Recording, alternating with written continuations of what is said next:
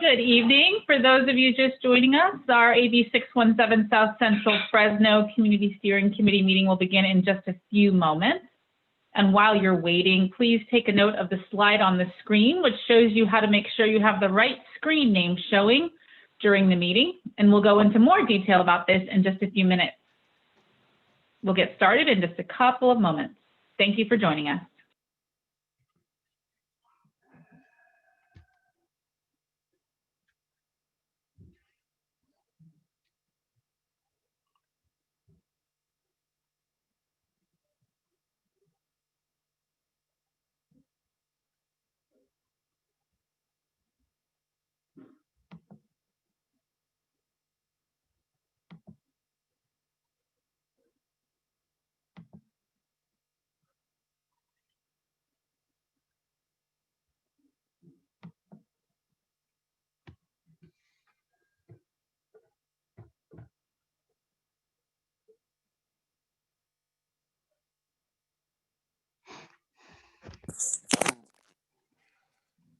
Hi.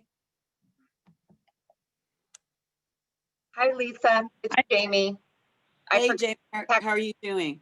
I'm good. I forgot to text you, but I assume you found that I put the package on in your mailbox on Friday, and I put a bunch of weird other stuff in there. I hope that was okay. Yeah, I thought that was pretty weird. Well, How come I never get any weird stuff in my email? oh, Dr. Sheriff's exciting stuff like toothbrushes and Post-it She notes. gave me, can you see me, by the way? No, You can't see me. Why can't you see me? I don't know. I can see your name. We just see your name. Oh, let me see. You gave me a toothbrush right before I had to go to the dentist. That was like a clear sign of not to avoid the dentist in the era of COVID. Well, I'm glad I was psychically on the same wavelength with you, if for nothing else. It takes a true friend to give you a toothbrush.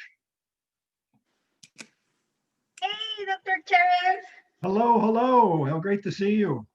Great to see you too. Thank At you. least in Zoom. Right, Here I waving am. across the room. Hi all, this is Samir and I'm here with Vice Chair Sandy Berg. Hopefully you can hear us okay? Hi.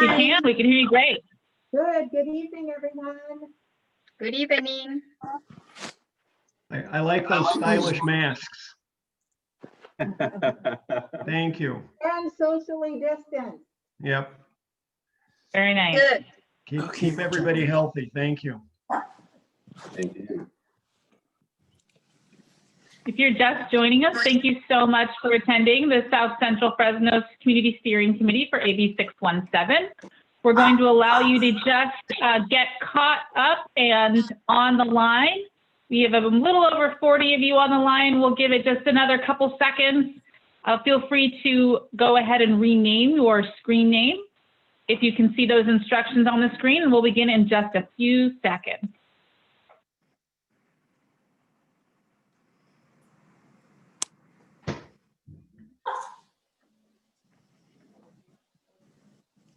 Oh, by the way, Jamie, I wish you would have called me because I was making really good soup. Oh, It was chicken tortilla. darn it. Next time I will. I mean, you know what? I had it in all of that was in my head to do.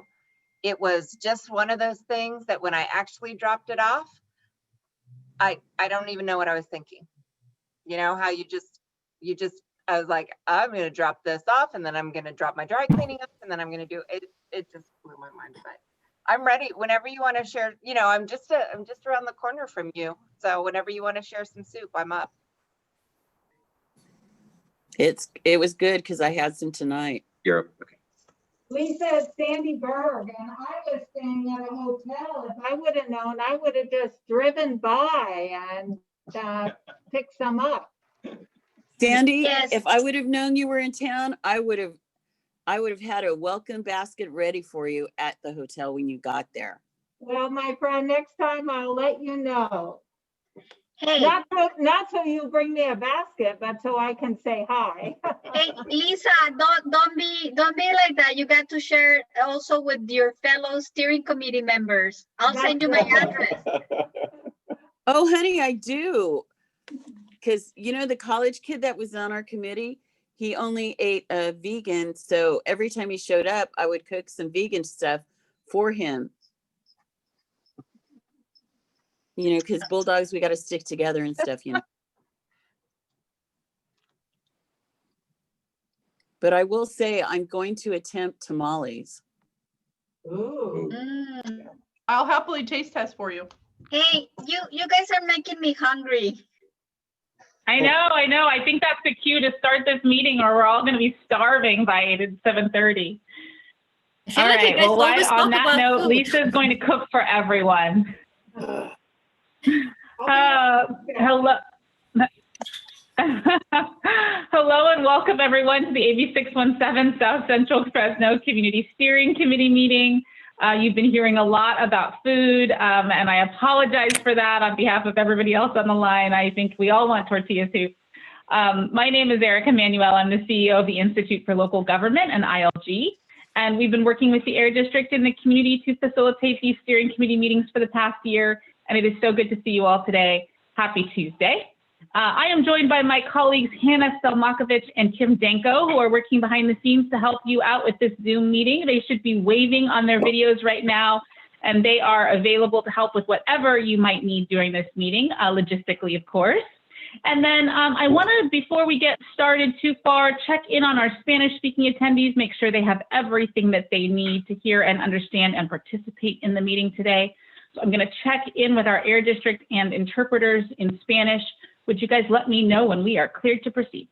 Hola, muy buenas tardes a miembros del Comité Directivo de Centro Sur Fresno. Ahorita nomás quiero explicarles si necesitan ayuda para interpretación en español.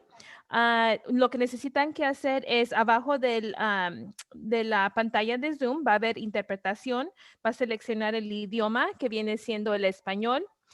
Luego va a también seleccionar el botón o oprimir el botón que dice Mute Original Audio, que significa silenciar audio original.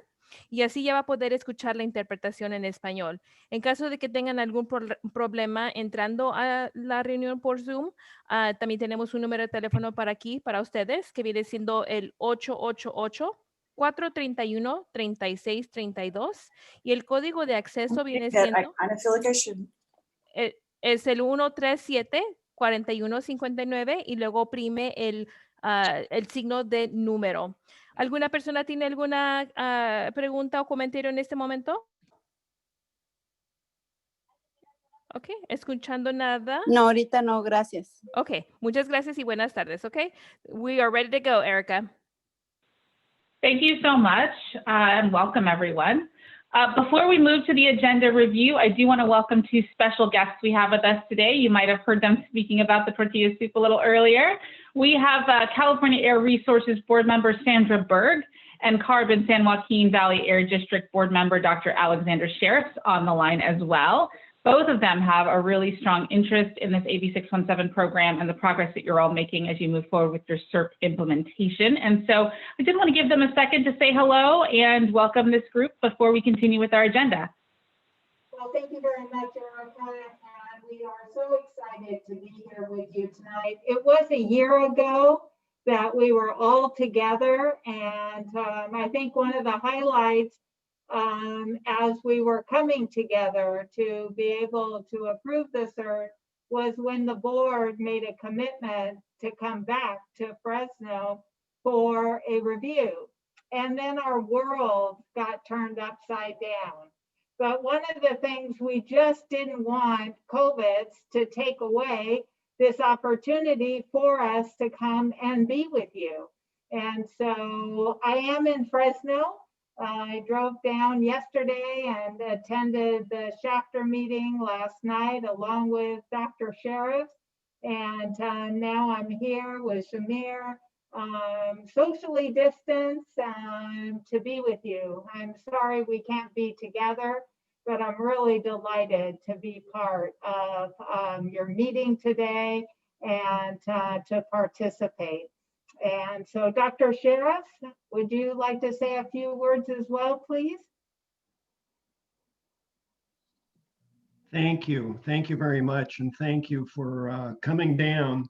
You know, 617 is really an extraordinary opportunity for communities to identify concerns and to collaborate with local air districts to define problems, develop programs, together to seek funding and other partners in this endeavor to meet our shared goals of decreased carbon emissions, improved air quality, greater equity in addressing the disparities in health outcomes in our community. So, you know, again, it was wonderful being in Shafter yesterday, the great work going on there, and I know the great work going on here, and really appreciate the opportunity to listen and learn this evening. So thank you for all the time and effort represented by all of you. Thank you. Thank you both for being here, and I can tell that the committee is really excited to have you on the line today. All right, well, let's keep going. We have a very busy agenda, so let's quickly go over it so you can see everything that we have to discuss today. And as always, we want to try and stay on time and make sure that this meeting still reflects the priorities that you've outlined, but that we also try and respect and honor the time that we've allocated for certain items. So we want to show you what we have here. We're going to start with the standing committee items, which are going to include the truck rerouting and the school filtration and bus subcommittee updates. And then we'll get a monitoring plan update from the Air District.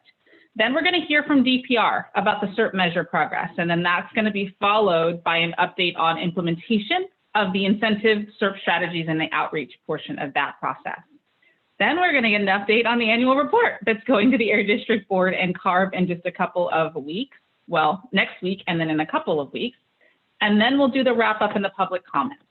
One thing you're going to see in this meeting agenda is just how much important work has been done by this committee and the amount of phenomenal activities that you've done, even though we've been through social distancing and COVID and all of those things. And so we just want to thank you and acknowledge just how much work has been done and how critical it is that your participation has been continued throughout the last few months. And I do want to also acknowledge that you're here with us tonight, despite what many of you are dealing with. If you're anything like the team at ILG, working through and navigating the election cycle as well. So thank you for that time. Thank you for the space. Thank you for the commitment that you've made to this really, really important effort. So I want to hand it over now to my colleague Kim for a quick refresher on the Zoom controls. For those of you that are new to this meeting, I see a few public members that we have not had before, so we definitely want to make sure they know how to participate in the meeting today. And we have participation from additional CSC members as well. Kim, please take it away. Thanks, Erica. Make sure I'm not on mute. Okay, perfect. Hi, everyone. I know we've gone over this before, but I just wanted to give you a few refreshers. If you are with us and you know how to rename yourself, please, if you are a resident or a CSC member, put CSC or R at the beginning of your name, followed by your first name and then your last name. And anybody else from CARB or the Valley Air District or any members of the public, please do the same, but we ask you to put the your name first and last name and then the organization afterwards. That just helps us when we're organizing the attendees for stipends. Please make sure that you stay on mute throughout the meeting unless you're speaking or planning to ask a question. You can raise your blue Zoom hand to ask a question, and you can find that in the participants panel. There's a little blue hand that will pop up. And please make sure to use the chat box. You can make comments or notes or send links, ask questions. We will be providing all of the chat transcripts. But just a friendly reminder that the chat is not totally private, so just make sure to be kind and respectful. And if you're using a separate device for the Zoom screen, your video and your phone, you can go ahead and link the two accounts by using your unique participant number. And if you have any trouble connecting the two or you have any questions, Hannah and myself will be working behind the scenes and you can feel free to chat us. Awesome, thank you so much. A couple other things, this meeting is being recorded and streamed live on Facebook. And as Kim mentioned, this meeting is open to the public, but we do ask that members of the public please reserve your comments to allow the CSC members the time to deliberate. But we will have a public comment portion at the end of the meeting for those participating on Zoom and on Facebook.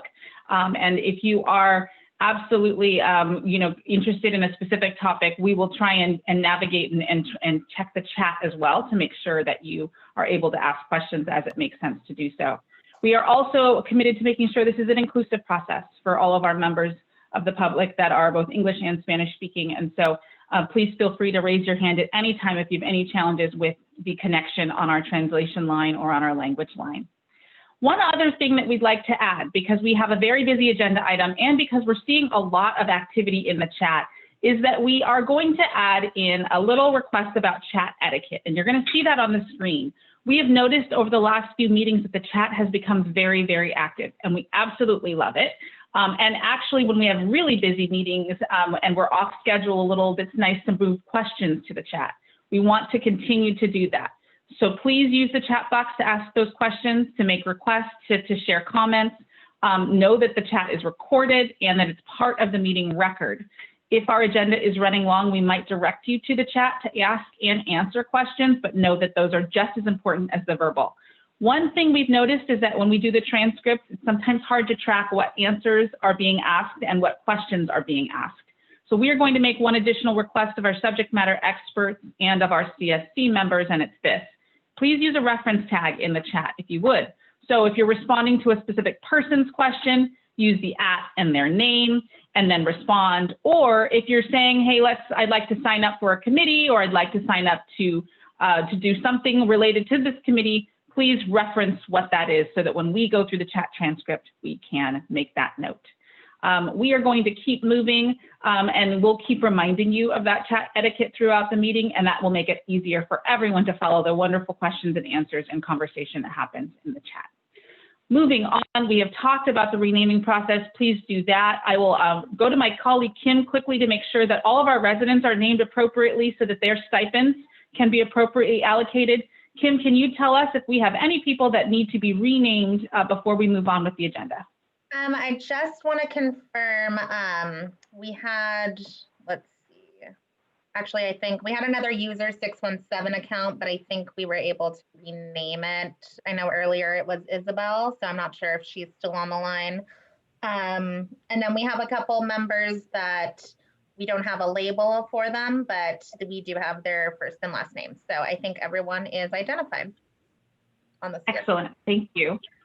And if you are a stipend participating resident, please note that you should stay on the line for 75% of this meeting for credit for that meeting. And now I'm going to pass it over, as we always do, to our hosts at the Air District and our community co-host. We've got Ryan, who always provides an update for us, and this month's community co-host is Nyameen. So Ryan and Nyameen, you'd like to take it away? I'll keep this very brief because we have a lot on the agenda today. Thank you so much, everyone, for your continued participation in this process. We really enjoy working with you and enjoy seeing you at these meetings and getting your feedback and your input. And we're looking forward to another really productive meeting. And at this point, I'll turn it over to someone that means a lot to this committee, Nyameen. Thank you.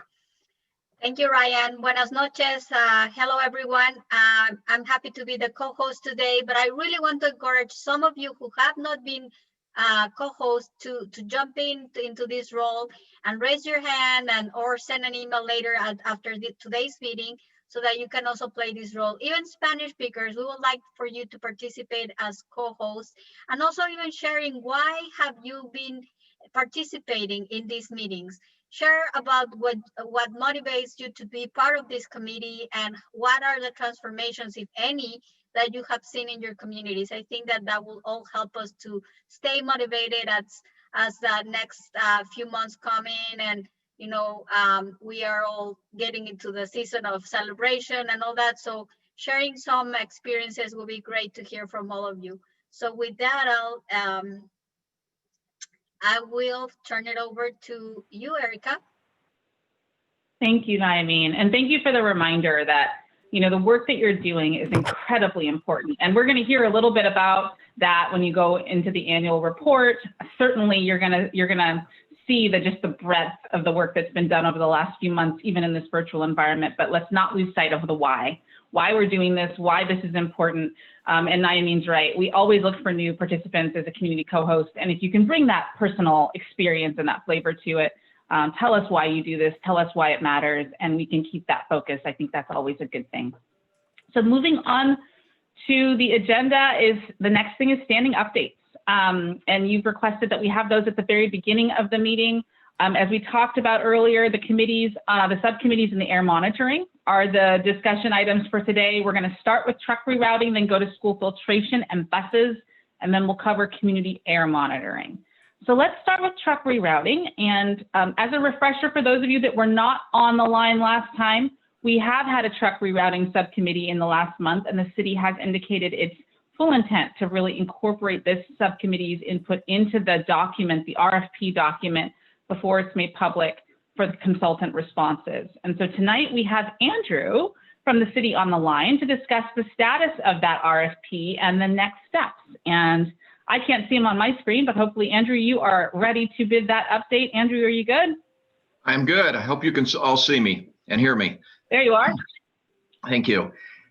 You kind of touched on some of it. We did receive quite a few comments, both written and some verbal comments on the RFP. That stands for Request for Proposals. That is a document that we send out to consultants that are interested in doing the truck reroute study. And so we've addressed those, modified the RFP to kind of incorporate a lot of those comments. Some of them were really good comments, I thought. And we'll be meeting again with the subcommittee, going through how we addressed each of those comments and trying to finish the document up and get it ready to send out to the consultants.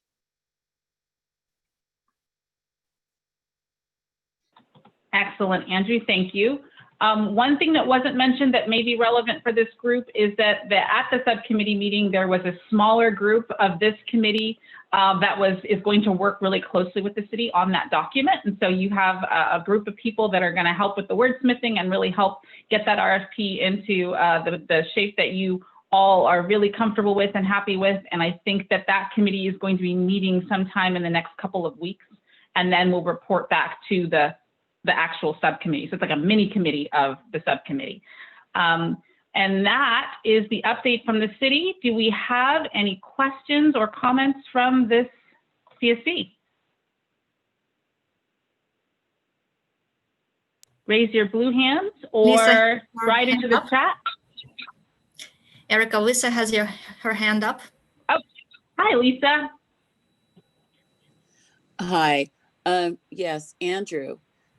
When I know I'm one of the 3 people that volunteered to be a wordsmither on the RFP, when are we going to see some basic draft language of the changes before the December meeting, so we can, kind of look at it and really start working on it and give us some time ahead of time before our meeting?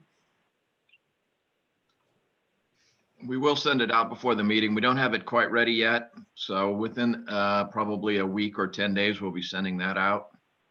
A week or 10 days. So I can schedule some time in my life to actually sit down and look at it. That's the only reason why I'm asking. We'll try to provide it with ample time ahead of the subcommittee meeting, or the, I guess it's the subcommittee meeting. Anyway, and we'll get it to you also. Make sure you get it. So that's 10 days before the meeting. So you're looking around December 1st? Yes. Okay, thank you. Thank you. Thanks, Andrew. Ryan. Thanks, Erica. I just wanted to share one important piece of the process. During our last month's governing board meeting, we did take an item to secure the necessary approval from the board to move forward with entering into contracts necessary to appropriate the funding for the truck reroute study. So that's just an important piece for moving this process forward as quickly as possible. Thanks for that update, Ryan. Do we have any questions from the Spanish line? Maybe. Amelia? Excuse me, I have one last question for Andrew. Andrew, Also too, the draft language that you're going to be sending the wordsmithers, will that also include the budget breakdown? Because I know that you're looking at between in-kind services and actual dollars. You have at least, you have like what, 310,000 just from the city side in regards to this RFP and estimates. Will you be providing that as well? I don't know that we will, because there's still work to do on our end. Now that the Air District has allocated the funds, we have to execute an agreement with the Air District for them to provide those funds to us. So there's an agreement between the city and the Air District that has to go to our city council. That gets approved, and then we'll be able to know what the total funding is. And so you're talking about the MOU has to be approved by the city, and you're going to actually stick a certain amount of money into that for the financing of this and the breakdown, correct? yes, Okay, and when will that be available to the subcommittee to review? you mean the MOU? Yes. I believe the Air District is preparing it, so I have not seen it yet. Maybe Ryan? the Air District, Ryan could answer that question. Are you talking, Lisa, are you referring to the contract? I'm referring to the MOU agreement between the city and the Air District for the allocation of funds and the disbursement of the funds, and the agreement of how those funds will be dispersed and what sort of product will be provided. Yeah, yes, that's being worked on right now. So part of the process would be to finish the RFP first and then work on the MOU, Lisa? Okay. So it's going to be the RFP first, Correct. and then it's going to be the MOU second. Right, And then- because, oh, sorry, go ahead. No, I understand that, but we will be able to see it before it's actually executed, correct?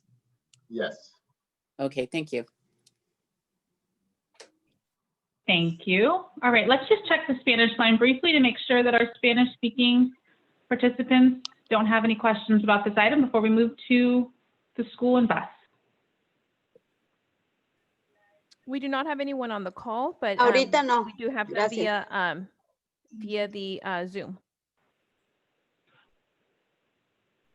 Great, thank you. All right, Eric Payne, I saw him on the line. He's actually going to give us an update on the school filtration and bus subcommittee.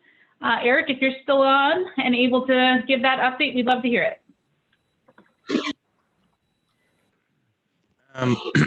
Good evening, board.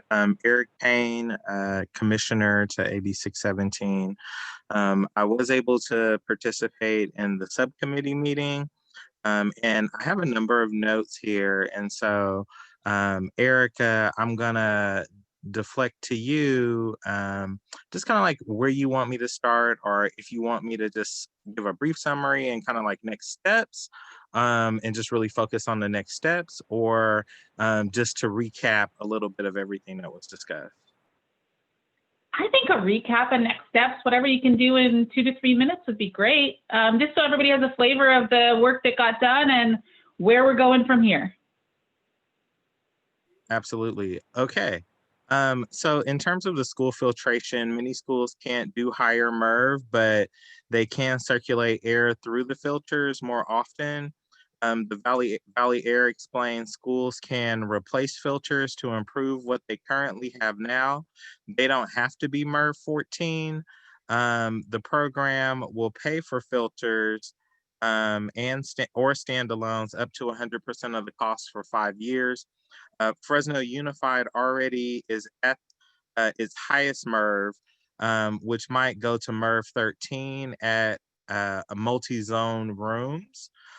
Fresno Unified has begun extensive assessment of facilities. What about portables? That was a question. Will the grant program be a reimbursement?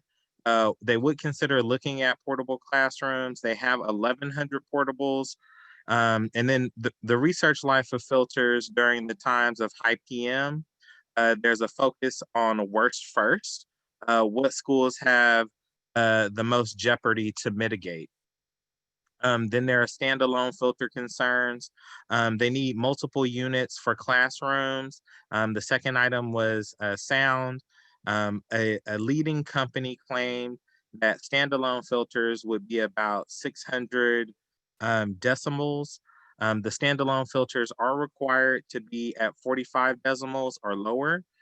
For comparison, a library has been measured at 40 decimals, but should be much quieter than the general AC.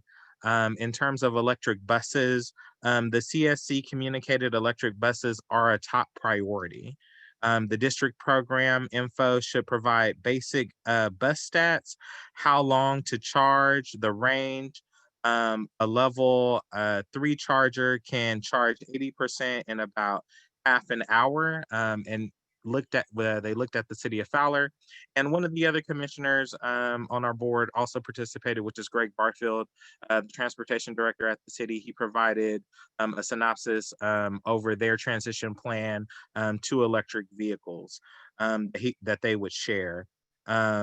Specifically that it took FACTS 1.5 million to do the infrastructure for 16 electric buses. Insight from the city of Fresno infrastructure process, close to about 3 years from start to finish. CSC recommended moving around funding so we can use some of the funds to cover the cost of the charging stations if that is something that CARB would allow. CARB said that they would provide guidance in relation to that issue. Fowler started with a temporary charging solution while waiting for the new bus yard to be built. It took a year to install using PG&E power. That was close to enough to get enough electricity to charge 2 buses.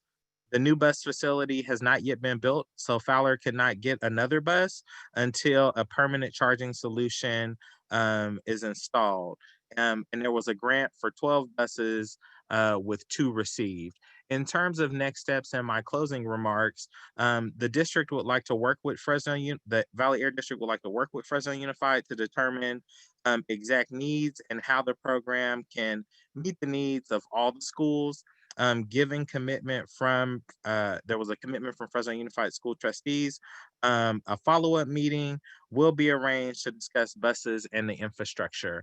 The district did commit to a pilot program and starting specifically, Trustee Thomas committed, she would like to see it started in the Edison region, which is in the sphere of influence of our work for AB 617 implementation. I want to thank staff for their support and all the other committee members, Heather for working with me, and Jamie Holt. And then also I want to give a shout out to all the other committee members who committed to this particular conversation. So thank you. Thank you for that update, Eric. That was a really good recap. And I know Jamie was in that meeting as well. Jamie, is there anything you want to add before we open it up to questions from the committee? Just one thing I want to add is that we've already been talking, and I don't know if Jason Dukes is on the call. It wouldn't surprise me if he was, but our grants folks have already started that conversation to get that pilot program up and running there. So that is happening. That is awesome. And that had a really strong participation from a lot of the trustees. So really fantastic progress on that meeting. And I know a lot of people were interested in that taking place. So that's exciting since the last discussion. Any questions for Eric or Jamie about that subcommittee? I'm looking for blue hands or chat comments. And there was, just so for the Air District team, Keith Lowen did put in a question about a proposal. I don't know if that's something that can be answered via chat or live, but I did want to flag that for you both. Greg Barfield. I just wanted to make one correction. It's charging for 23 vehicles in our fleet, electric vehicles in the first round. So, I don't think I clarified that the 3-year process included 9 months of PG&E's bankruptcy too. So that's why it's taken so long for us. Thanks for that clarification, Greg. Any other questions about this? Denise Curry, Dr. Curry. Hi, thank you. I'm just curious about the question of the portables and whether or not that was addressed and if we have an answer for that. There are so many portables in so many of our schools. The understanding that we have is if there is a portable that has a filter that can be replaced, then yes. In some cases, some of those portables are running on really old technology. And for example, what's it called? The thing that we have here in the valley that the water comes through, swamp cooler. Swamp cooler? Swamp cooler. Yeah. Some of them have swamp coolers. And so in those cases, it is a bigger discussion. And we are talking with Fresno Unified about how we address the portables that don't have a more traditional evaporated cooler. Thank you, Kevin. That don't have a more traditional HVAC system. In those cases, we might be looking at installing the standalone air filtration, like purifiers, like what you would see in your home that you just plug into a wall. Thank you. So but there is a commitment to look at that. There is a path. It just may not be the same path that the larger HVAC systems are going to be on. Okay, thank you. Thanks, Denise. I see Isabel and then Kevin and then Naimeen. And then I will ask that we move all the other questions after these three to the chat so that we can get to our air monitoring update. Isabel, you're up. Sí, yo tengo una pregunta. ¿Cuántos autobuses van a dejar en el Distrito Unificado de Fresno? How many buses? Let's see. I want to make sure the interpretation's right. I got part of that. I don't see Jacqueline. So yes, her question, Isabel, is how many school buses are we going to be changing out here in Fresno Unified? I believe the SERP contains enough funding to replace 16 school buses in South Central Fresno. Oh, son autobuses de la escuela, ¿verdad? And they're school buses, right? Yes. Okay. Okay, thank you. Thanks, Isabel. Y espero que sea Kevin, por yes. empezar, perdón, soy Lidia Becerril, espero que sea por empezar, porque 16 son todavía pocos, la verdad. Sí.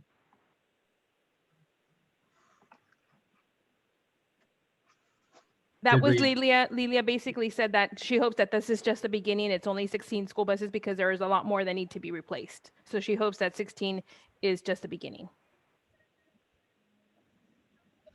So it's okay, go ahead. Go ahead, Kevin, you're up.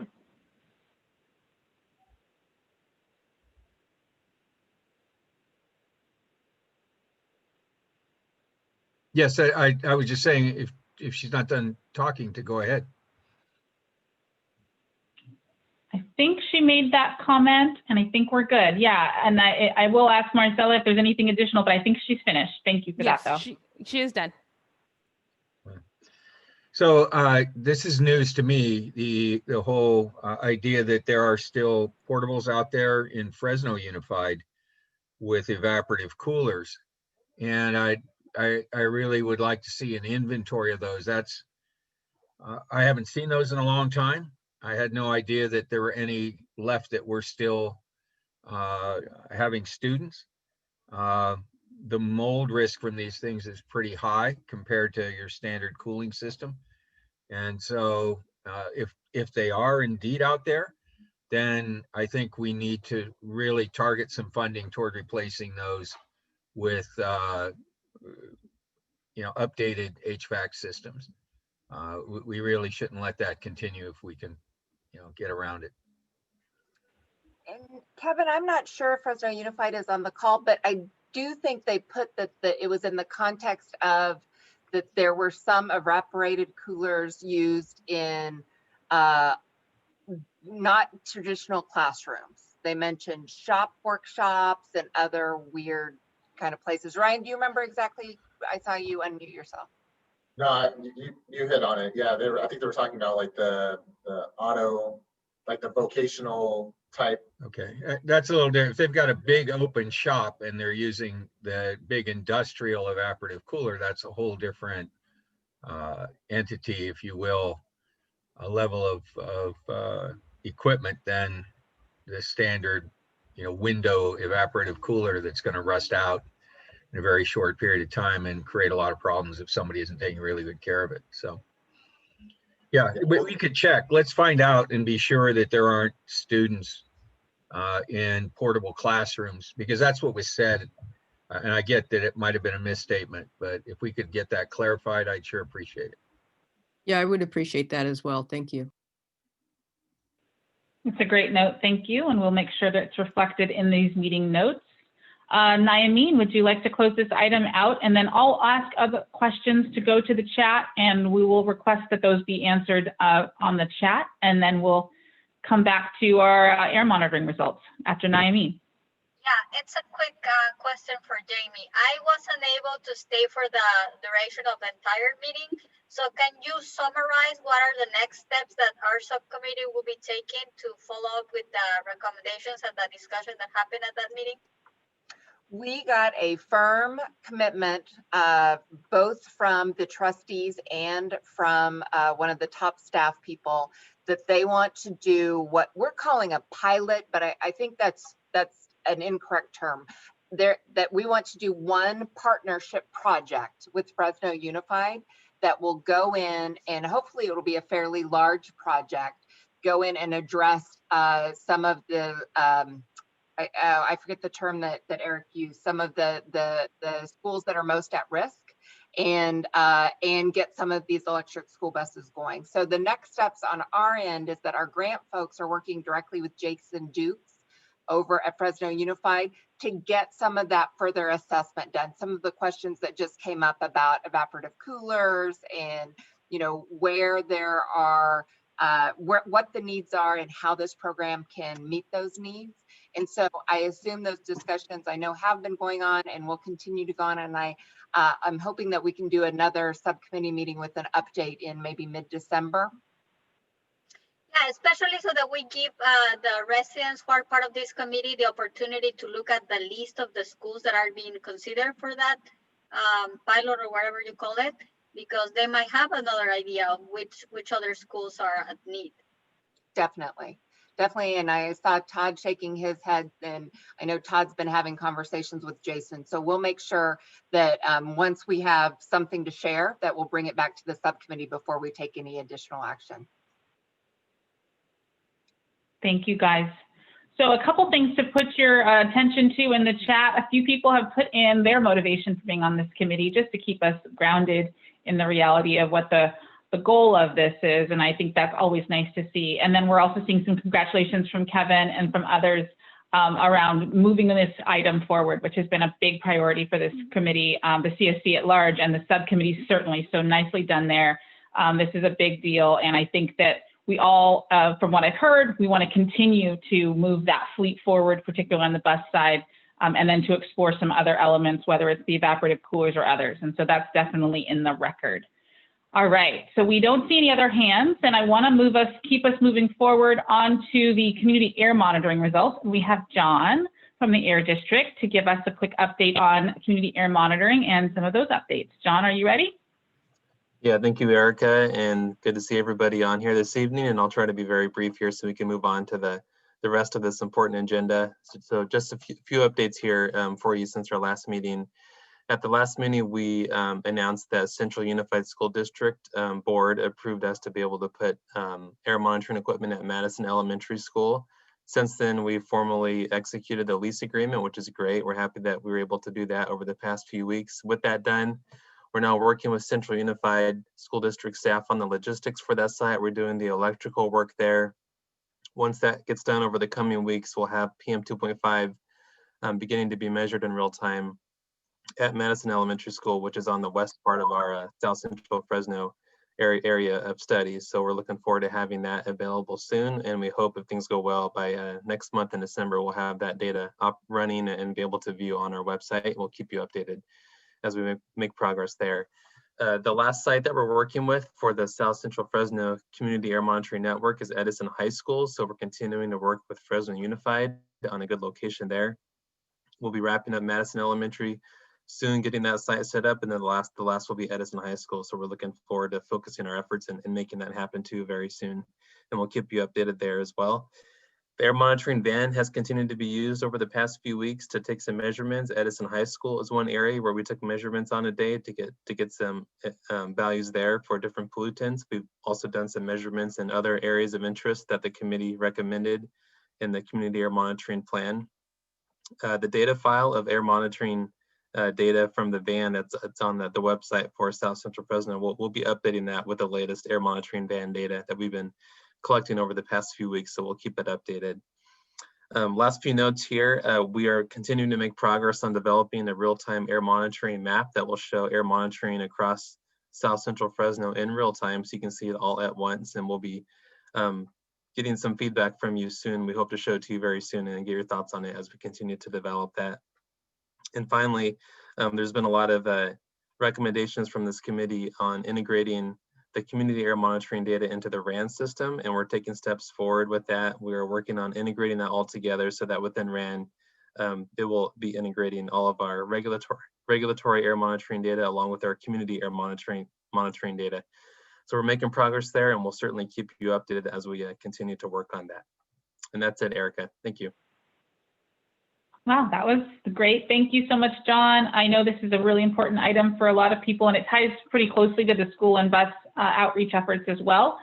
Questions for John before we move into our DPR update? And maybe I'll start this time with our Spanish speakers to make sure that they get their questions answered. I know this is an important topic for them as well. Any Spanish speaking questions?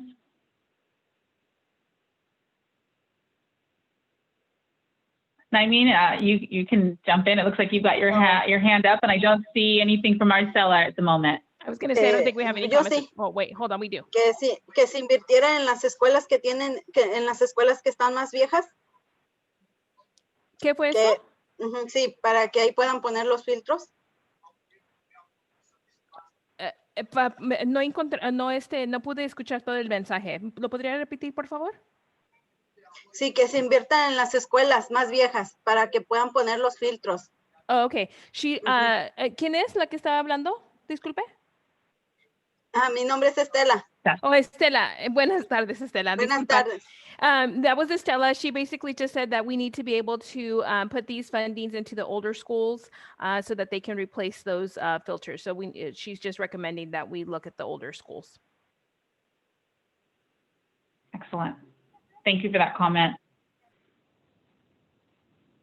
Naimeen, did you have a separate comment as well? Yeah, it's a couple of questions for John. Thank you for that report. So the first question is, has there been any progress in making the air monitoring for AB617 monitors more easily accessible? We have been saying that you have to really, find your way into the AB617 page and then, like click a lot of windows before you get to that data. So it's not as easily as accessible. If you are not in the steering committee and already know how to do it. So at what point is going to be easy access? The second question is, when or why has this data don't be incorporated, for instance, in RAN? So the RAN is still just about the regulatory monitors. And my third question is, I think that the intent of AB617 overall is to reduce emissions, right? To improve air quality. Is there any baseline data that the air district has been captured with other monitors in the past so that you can see the trends? Like, not now because the monitors sometimes, some of them have been in place for less than a year, but after 3 years, are we going to be able to see that the air pollution decreased in this area, comparing this information that you might have in the past and the one you're collecting right now? Yeah, thanks, Naimeen, for those questions. A lot of good questions there. The first question he had about accessibility of data, that's related to that first step, one of the updates I gave about trying to create a map that shows all of the data in real time. So what we're envisioning is when you go to the South Central Fresno air monitoring page, you'll see a map, a geographic map with all these different points of where air monitoring is happening in the community with the latest data right there in front of you on the map. So you don't have to click to a bunch of different menus to get to the chart showing the hourly data for the day. You can just see it all visually all at once, what's happening in the community. So we're hoping that with that view of it, it's going to be much easier to see what's happening and be able to, from there. Can it have also like, you know, like for example, if I go to your main landing page, there's a little thing that says RAN, and then I go there and it takes me to, you know, whatever the other monitors are. But so can it have something like that so that, you know, anyone that just wants to know about the air monitors for AB617, don't want to visit the AB617 page in particular, can just go there and click there? Yeah, great suggestion. I like that. Yeah, we'll see what we can do for that. I see your point. Instead of having to go to the AB617 page, drilling down to the air monitoring page, you can just get to it straight off of our main website. I got you. Okay. Great idea. And just I had real a quick follow-up on that with you, John, if you don't mind. Yeah. So, and Naimeen had asked this in the first part of her question, and it was not answered. So we don't see this as part of the RAN. The RAN consists of the regulatory network. So I understand why these monitors might not be in the official regulatory network now. Will you be putting them in your annual update to your monitoring plan for next year and adding them into the regulatory network, as they are, for the most part at least, regulatory grade monitors? So is there any reason not to do that, by the way, if you're not going to do it? So yeah, two questions really. Yeah, it's a good question. We haven't been doing that. So these networks are separate, where our regulatory network is set up to satisfy specific EPA monitoring requirements for monitoring sites that are there for long term. They're set up to not be moved or shut down. They're there for decades for long term trends. And so our air monitoring plan reflects that regulatory network that really doesn't change over time. It meets those EPA monitoring requirements, where these air monitoring networks for AB617 are a little more flexible. We're trying to isolate impacts of various sources on pollution in the areas and air quality, so we can move things around, try to pinpoint what's happening. And so because of the nature of these community networks are different, they are kept separate from what we post in our official air monitoring network plan for EPA review purposes. So, but not all of these 617 monitors are mobile, as I remember, and several of them are stationary, are there, and EPA doesn't actually require that they be there for decades. I mean, you know, you can put up a monitor and put it in your plan and say, we're going to have it here for 3 years or 5 years. That's totally within the purview of the air district to submit that to EPA as part of that official plan. I mean, I recognize that they're pretty stringent about the type of monitor that can be used, but you have a lot of latitude in deciding, you know, duration that you're going to have a monitor in one place. So my understanding was we've got this set of monitors. Several of them are mobile and can be moved at the request of the community, or if, you know, data shows that you know, there's nothing there and we need to move them maybe someplace else to see if there is something. But some of them are, as I remember, stationary. Please correct me if I'm wrong, and are meant to be there for a long time. Yeah, just real quick, and maybe we can talk more about it, Kevin, because we can like get into the weeds and talk more about requirements for EPA monitoring. But the monitoring sites that we set up for the official network, they're really not meant to just be there for a few years or 3 or 4 years. They're meant to be there for a very long time. They're not meant to ever go away unless we meet different air quality standards in the future. And we can go over that more later. But even though with the community air monitoring network, some of the equipment is going to be there for a year or 2 years, the equipment itself is designed a little bit differently, where we can more easily move it around as we need to. It is a little bit different than our more standard air monitoring sites that we set up in our regulatory network. But I get your comments and appreciate your thoughts there.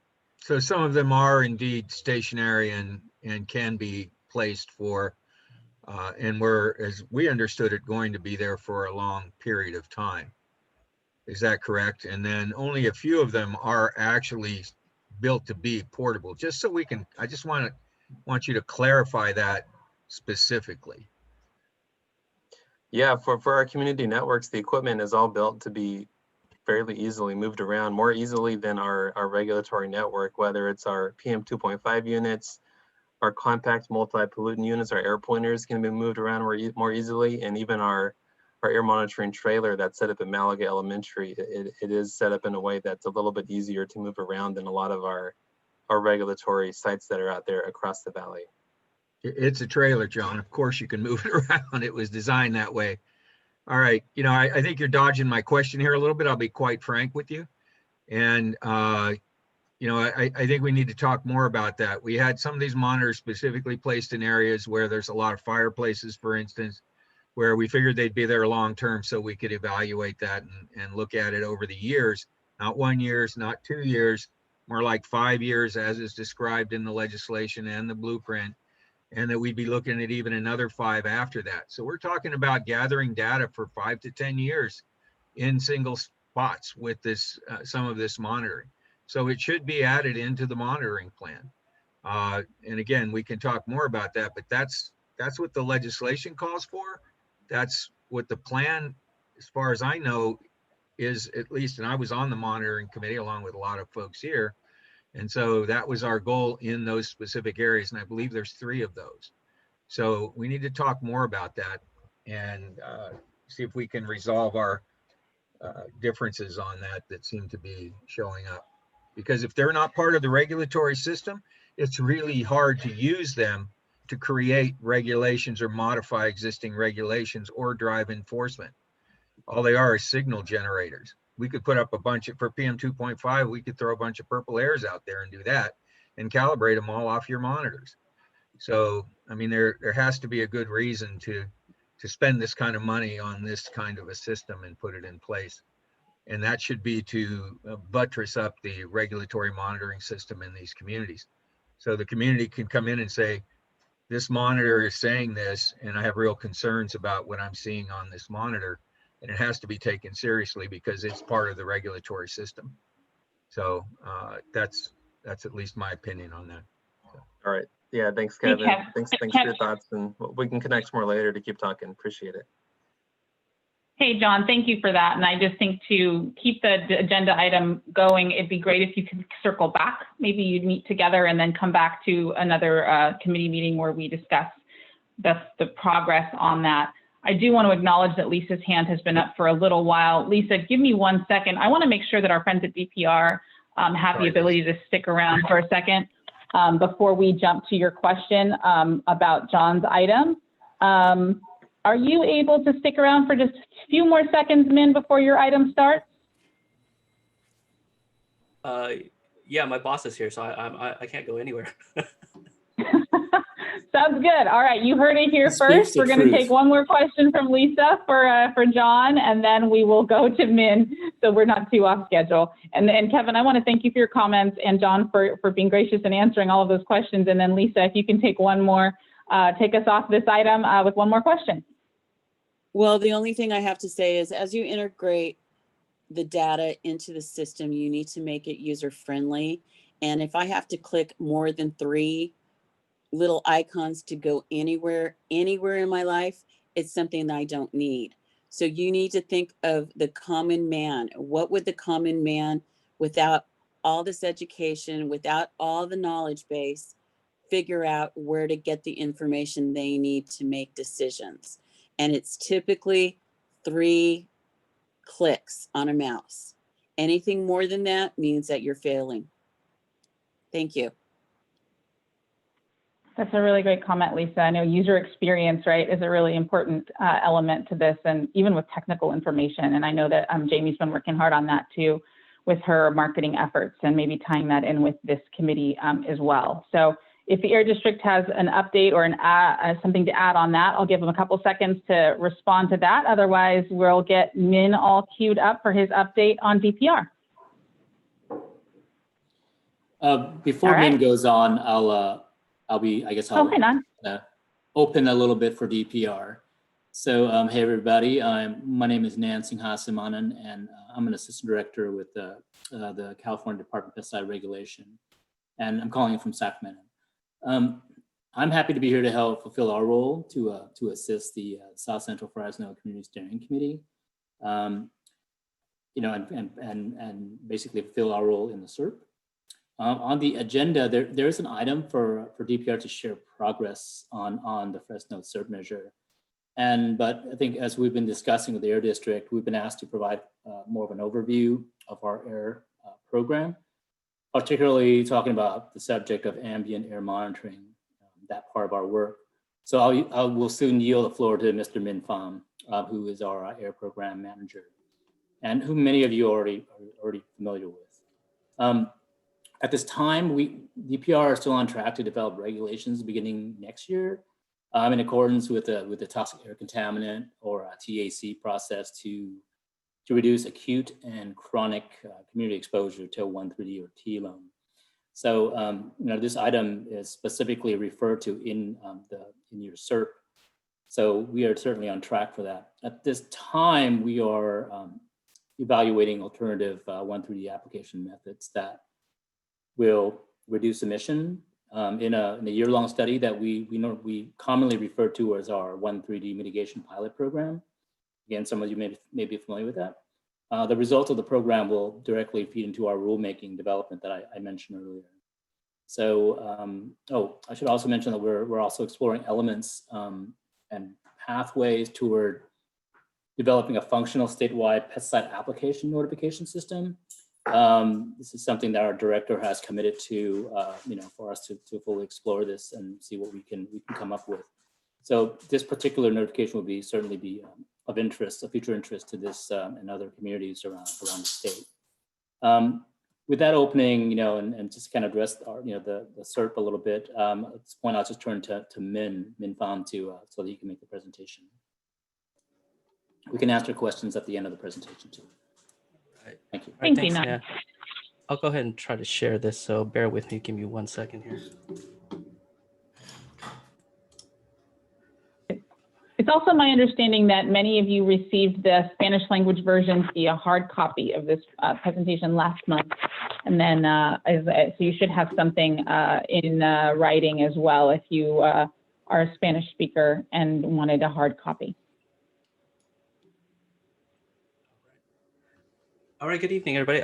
As Nan said, my name is Min Pham. I'm the Air Program Manager here at DPR. I'm going to go over really quickly kind of our work and what we're capable of doing when it comes to ambient air monitoring and how that deals with pesticides in the community.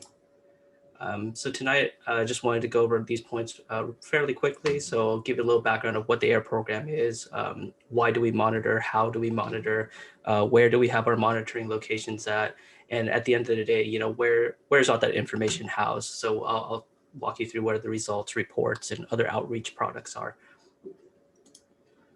So just fairly quickly, what is the AIR program? So the AIR program, as part of the environmental monitoring branch, along with our sister programs of surface water and groundwater, AIR program is responsible for assessing pesticide concentrations in the air.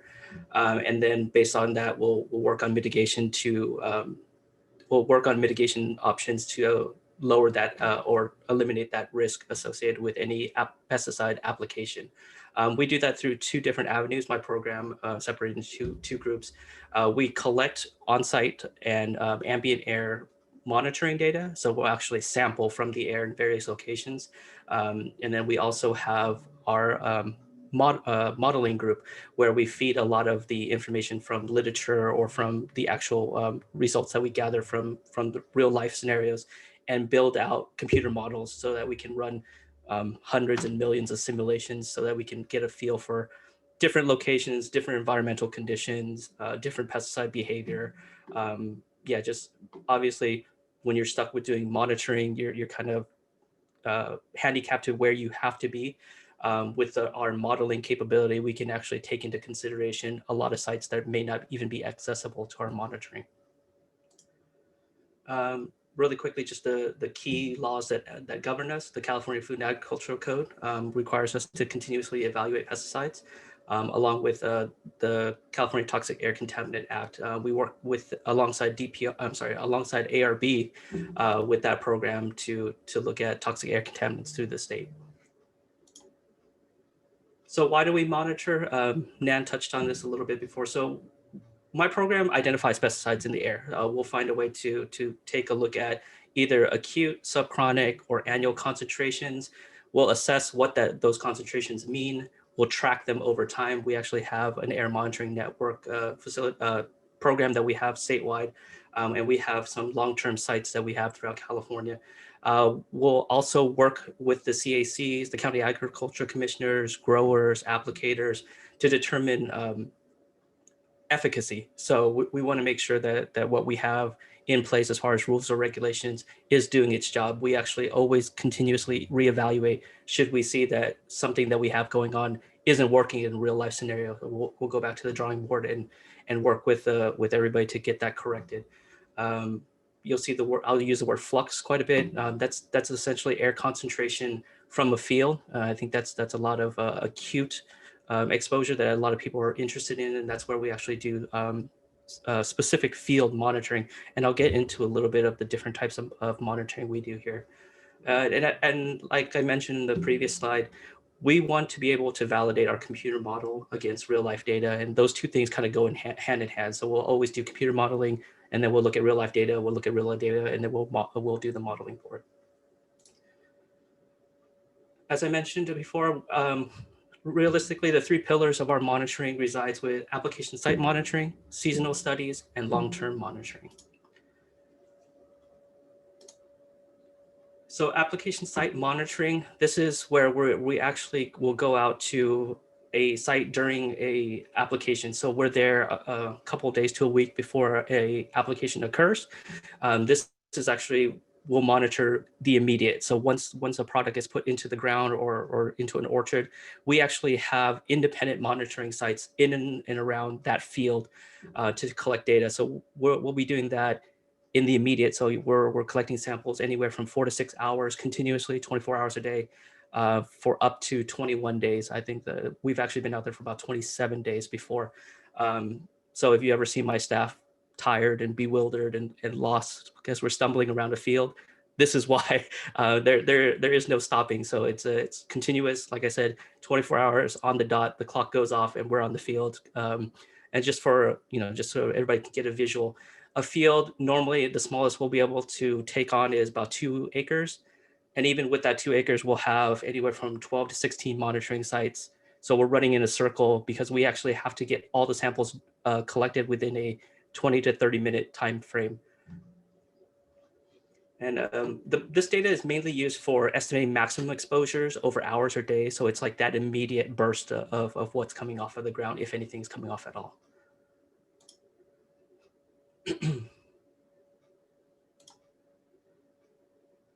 So secondly, this is actually one of the more beneficial studies is what we call seasonal studies. This is where we actually will target specific pesticides. So you're looking at 1 to 2 pesticides that we directly look at.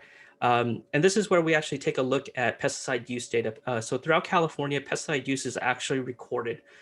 So we'll be able to see where in the community, in the communities in California, a specific chemical is used, what time frame, usually how it's actually being used.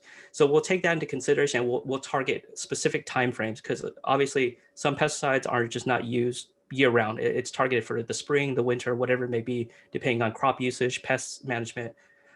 So we'll go and we'll sit in there. We'll actually do sampling for 8 to 12 weeks. And within that 8 to 12 weeks, we'll be doing 4 to 5 days within that week. So we'll get like burst shots within that 2 to 3 month time frame. These are 24-hour samples, so it's a little bit different than the other one, but we'll still be essentially living in that community for 2 to 3 months while we're doing the monitoring. This is for what we call subchronic exposure, which is the maximum exposure over weeks or months.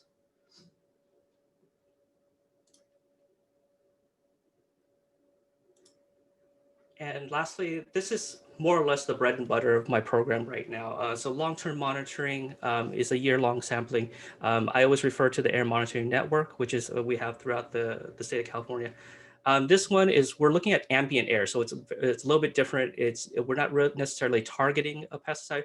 We have a screen that has about 36 chemicals and their breakdown products. And what we do is, while we're out there, we'll randomly select or randomly sample one sample per week, 124-hour sample per week, 52 weeks a year. So we do that continuously. Currently, we're at 3-4 locations right now. We were up to 7 or 8 prior. We had to drop down due to some concerns with the pandemic, and we're hoping to bring that back up in the near future. This is really good data and really what the equipment and what our technique was meant for. We're really looking at long-term, multiple year, what's in the air, what type of exposure is possible.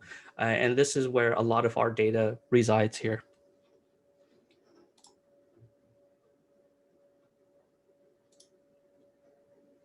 So the question of where do we monitor? Here's a quick snapshot. On the left-hand side, you'll see our long-term air sampling sites. So these are the sites that we have.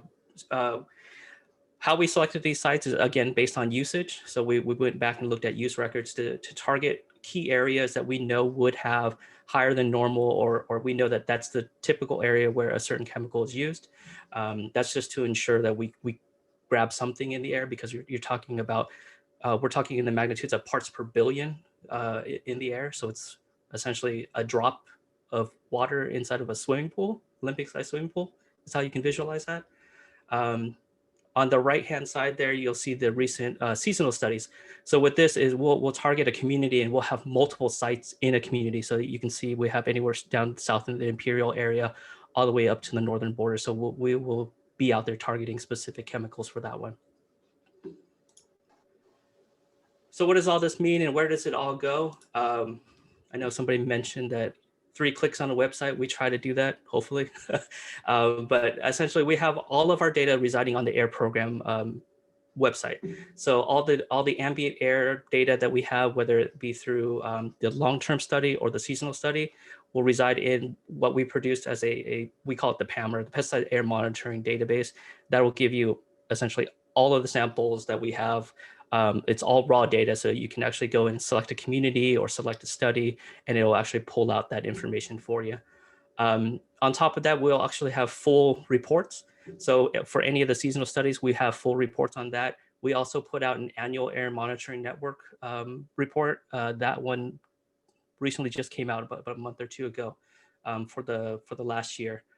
And also on top of that, we work with CARB to do a volatile organic inventory on top of everything else that we do. And then some of our outreach, we're out in the community quite a bit doing events such as this. We'll do public workshops. We'll be in community meetings with some of the environmental justice groups, with our enforcement and our worker health and safety staff as well. So, and you can always call me or find me on email. And there it is. So if you need anything, try Nan first. But if you cannot reach Nan, you can always reach myself or my branch chief, Edgar Vigio. So we have all, we can be reached at any time now, seeing as how we're in the pandemic, and my cell phone is strapped to me. So anytime, any hour, I guess. So there you go. So with that, I'll take any questions. Nin and Nan, thank you so much for your comments and for your presentation. I do see a number of hands. I've got 3 hands, Keith, Nyameen, and Lisa. And in between those, I will take a Spanish question, because I think we got one of those as well. So Keith, please ask your question. Well, I was wondering, why is Parlier included in the South Central Fresno pilot program? Sorry, I cut out what really quick. I heard Parlier and something. Why is Parlier included in the South Central Fresno pilot program? So Parlier was one of the original sites that we had for our study of 309, which is the 1,3-dichloropropene study. That's the T-Lone study. It actually is the community that we ranked slightly higher than the Fresno area, I think, based on what I remember. But it's part of our ongoing 1,3D pilot program. So I think that's why that conversation is kind of lumped in. It's the closest area to what we're doing as far as this pilot program that we're doing. Nan, maybe you can speak a little bit about that. But it was originally one of the sites that I've had for years. So we're continually, using that site here. Yeah, if you're referring to our mitigation pilot program where we're testing alternative methods, the Parlier area was selected mainly because of the high use for 1,3-D or T-loan. That's the reason that is still included. If you're familiar with our pilot study program, it also includes areas near Shafter and also areas near Delhi up in Merced County. So hopefully that answered your question. Thank you. Naimeen, would you like to go? Yeah, I think that what created that confusion, right, is that we're talking here about AB 617, and we understand the South Central area as, of course, not including Parlier. And your report and your presentation was just talking about other monitoring efforts that DPR is doing. So I think that that's the confusion, that these are efforts that DPR has done over the years, not necessarily linked to AB 617. And it ties really well with my question.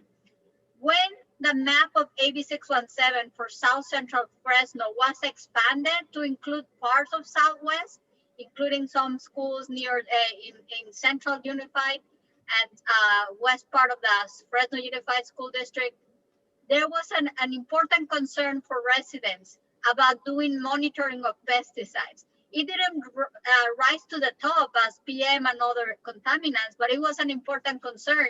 And if we go back to the maps that we draw when we were developing that community monitoring program, that was identified there, but we never moved to a point where they actually address that.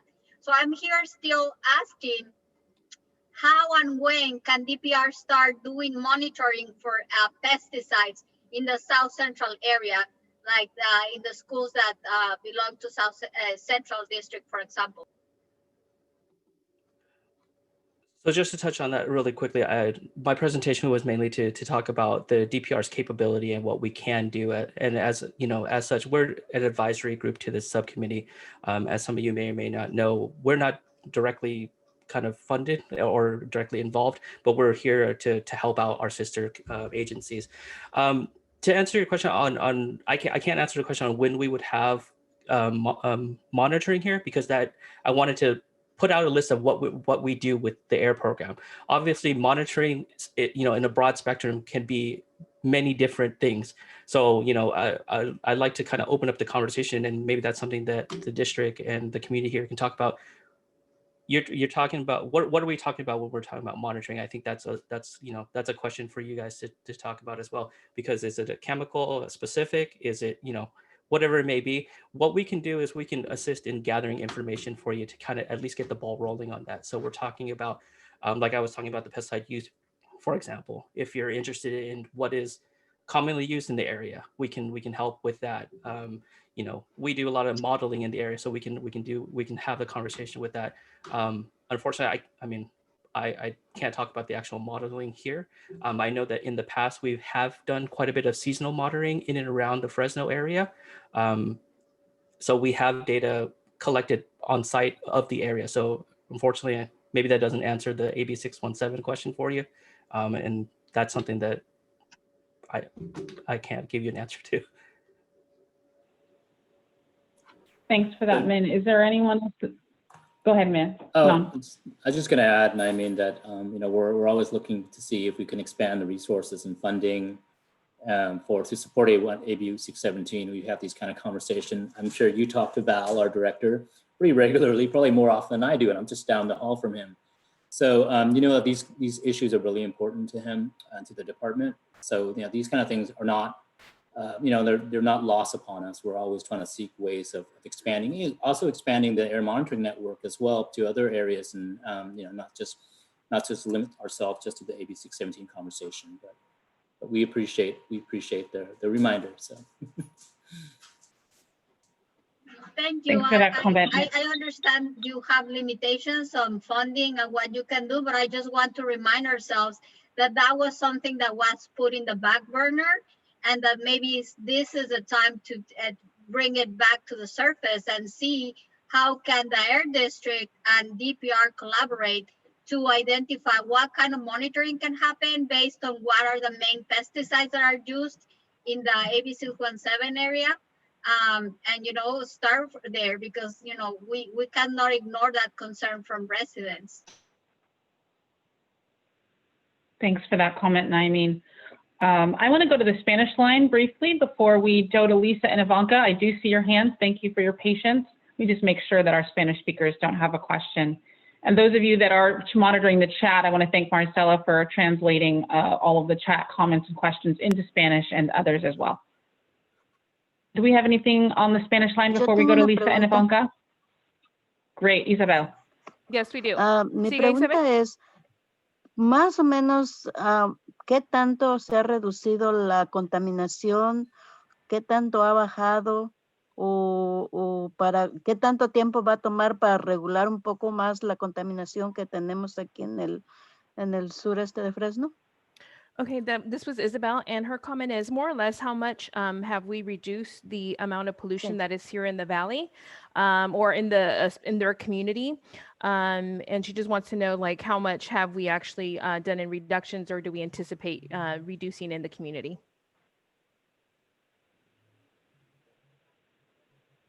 Seems like a fairly general question. I mean, it's a reduction. I'm not sure what's the reduction in response to. I mean, obviously, that question is about pesticides, but a reduction based on what action? I guess that would be my clarification. Do you understand that, Min? Yeah, she's they're translating for her. I'm waiting for her to respond back.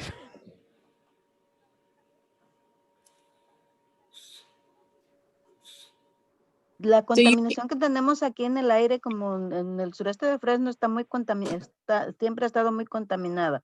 Pusieron monitores de aire por todas las empresas, las industrias que hay aquí cerca. ¿Qué tanto ha bajado la contaminación o qué han hecho ellos para trabajar con las industrias para bajar la contaminación? Okay, so she basically just wants to know how much pollution we have reduced here in the valley. De la contaminación que hay de las industrias y de las emisiones de los carros. From the industry and from the vehicles in our community. So I think she's still relating to general just air quality, air pollution, not necessarily based off of pesticides. Yeah, I think on pesticides, which I can speak to at least, I would say that, we do have regulations in place. We have a system of regulations in terms of, the registration of pesticide products, and, the monitoring. We have all these steps and elements to make sure that we minimize pollution. We know that in these cases, many cases, pesticides have to be used. In some cases, there are alternatives, but if they are used, they are regulated. So I think in that case, we're trying to minimize the amount of pollution that occurs from pesticides. And as Min was saying earlier, if we determine that additional mitigation, additional fixes or reduction is needed, we can take that step. But we typically look at the concentrations and the exposures to see if they're at levels that are of concern or not. Obviously, if they're not, if they're fine, then there may not be a need for reduction. Min, you want to add to that?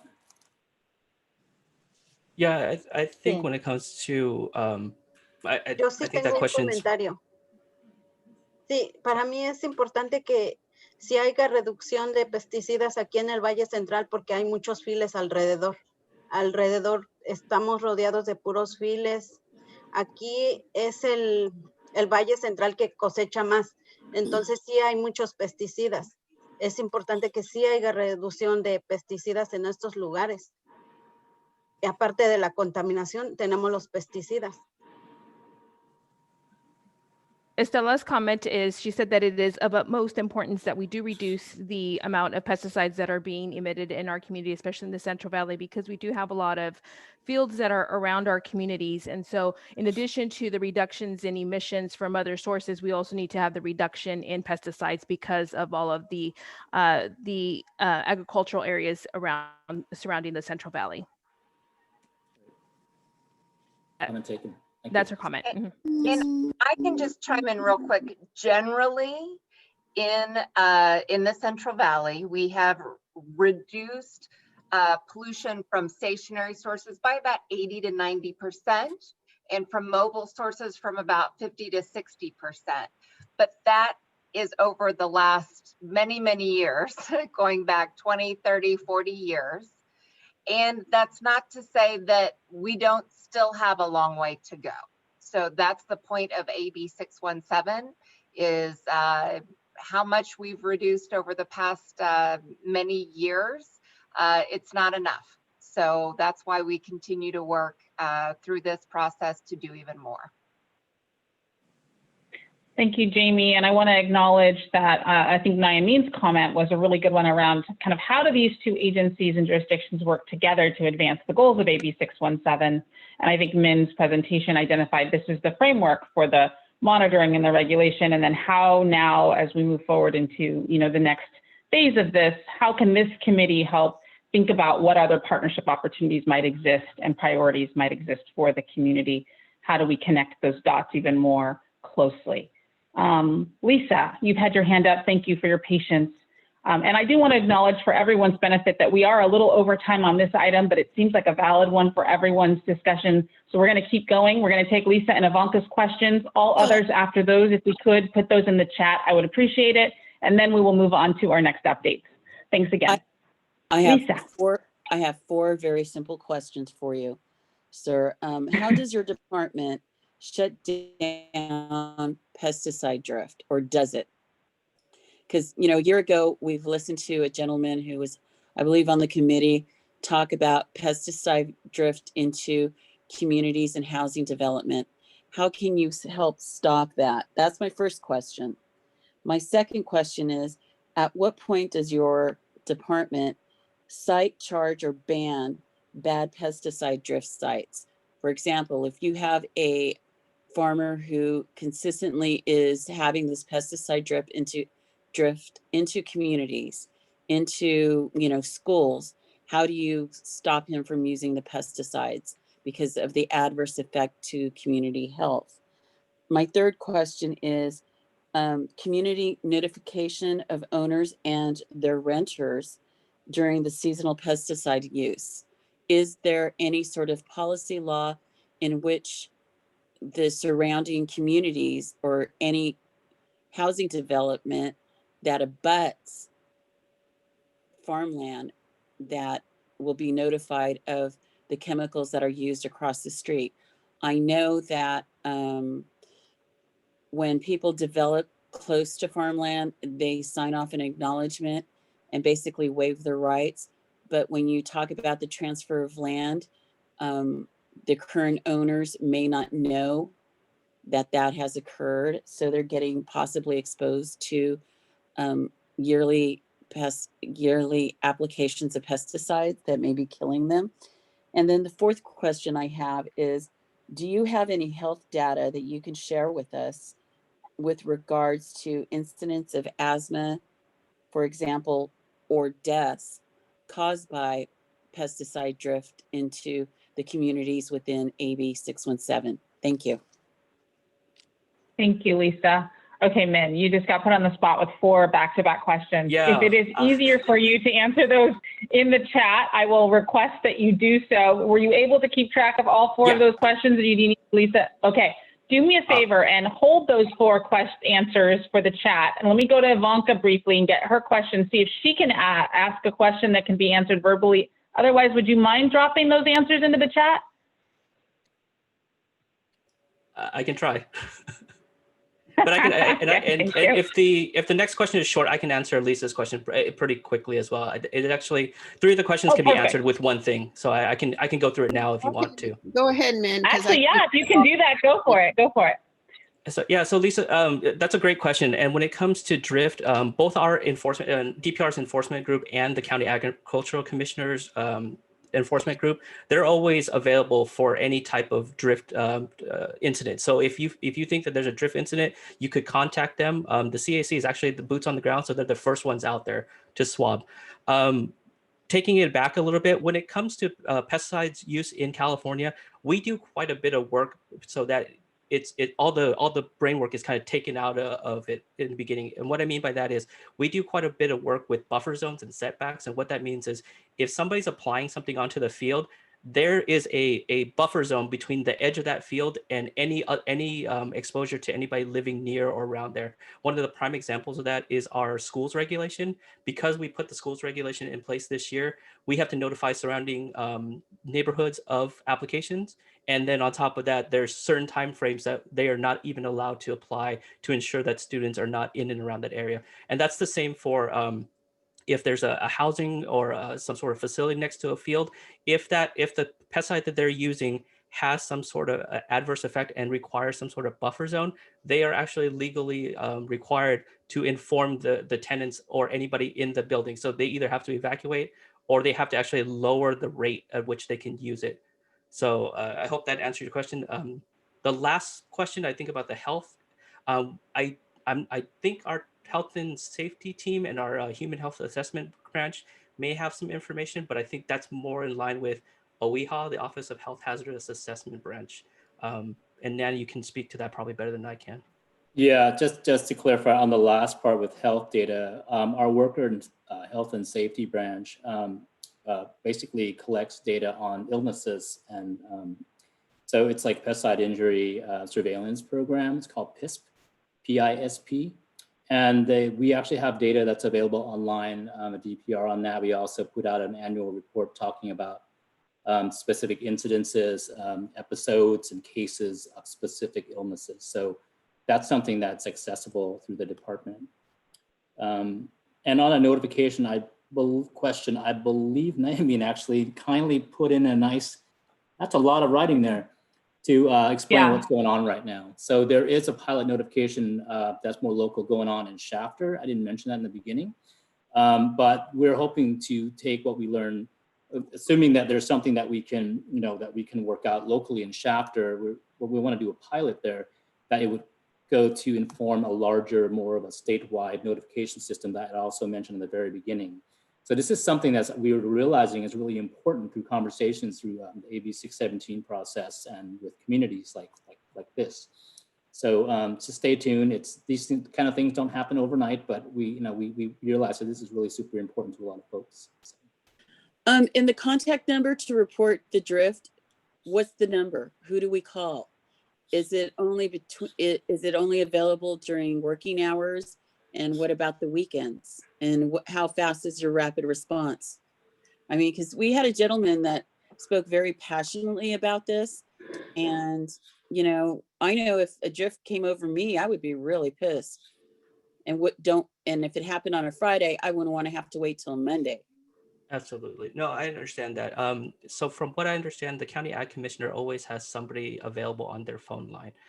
One of the other ways that you can contact is through the Caspier app, which is it's a notification, not a notification, it's a reporting application where you can anonymously report in if you witness a drift incident or something illegal. And that's actually based on your cell tower will route to the nearest county ag commissioner, and then DPR actually gets a copy of that as well. So our enforcement team will look into it.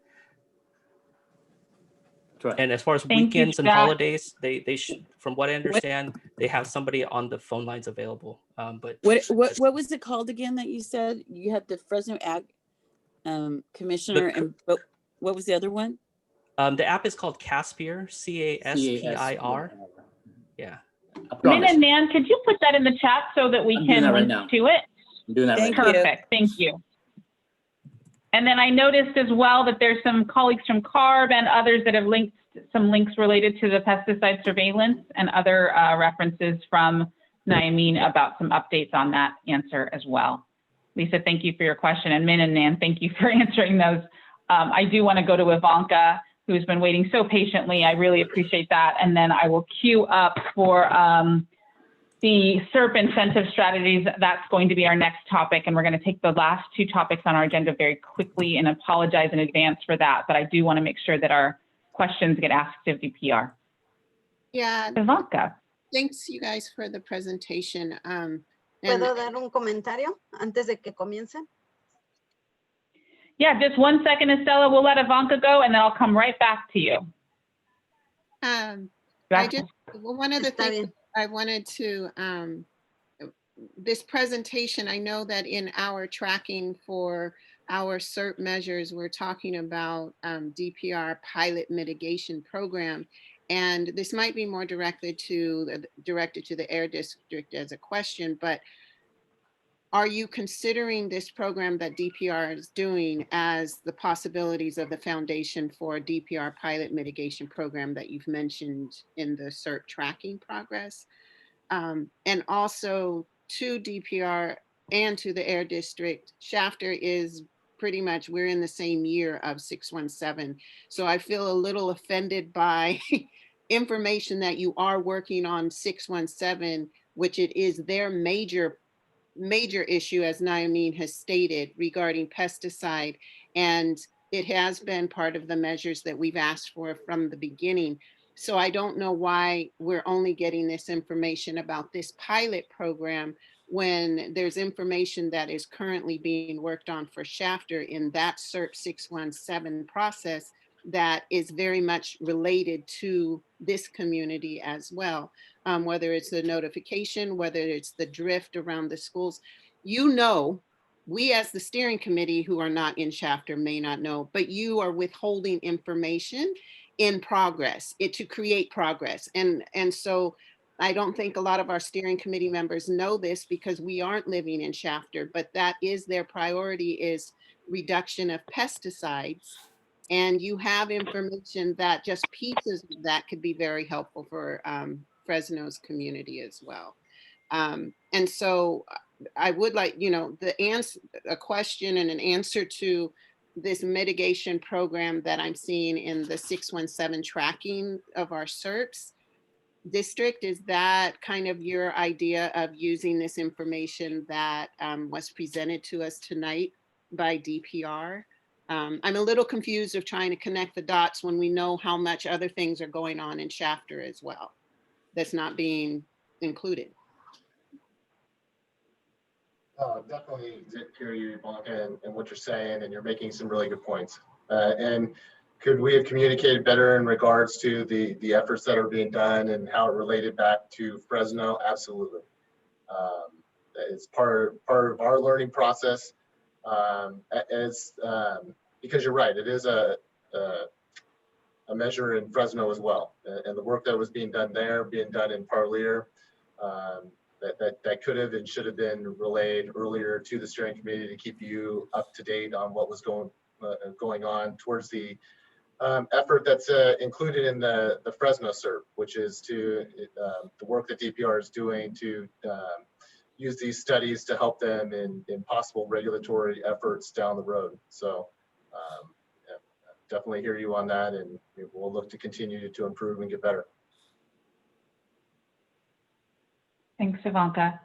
So one thing that I'm hearing, if I can just coalesce everyone's comments, it sounds like there's a lot of opportunity with DPR. Number one is to think about how can we connect the dots a little bit more closely with the jurisdictions? What are opportunities that this community has to work with DPR and with the Air District? But then also, how do we link what's happening in Shafter, maybe the pilot program that they're working on, and other elements of their CERP that might sync in a little more closely with yours that could advance both goals? How can we connect those things? So we can make a note in our meeting notes for that to really figure out if there is an opportunity to combine those discussions and maybe have an agenda item at a future meeting about those things so that there is some correlation between the efforts and consistency given the proximity of your communities and the value of those discussions. Did I get that right? And I feel like we might have covered all the DPR questions and comments, except we did have Estella. I don't want to forget you, Estella. Close us out with your question, my dear. Sí, nomás le quería comentar al señor Onan que I just wanted to tell aquí en el Valle Onan Central a veces también cuando that here in están las casas cerca de los files, tampoco no notifican o avisan a los residentes. También cuando la gente está trabajando en los campos, tampoco avisan a las personas que va a haber pesticidas o hay pesticidas y los trabajadores están en exposición a los pesticidas. Esto pasa muy cerca también en el mapa porque es en la Chestnut y la Clinton. Ahí hay escuelas, hay casas y también pasa esto seguido. Esto está en el mapa también, cerca del mapa. Entonces sí es importante que estén asegurándose de que les den notificaciones a los residentes que van a tirar pesticidas y a los trabajadores también. Estella's Thank you, comment Estela.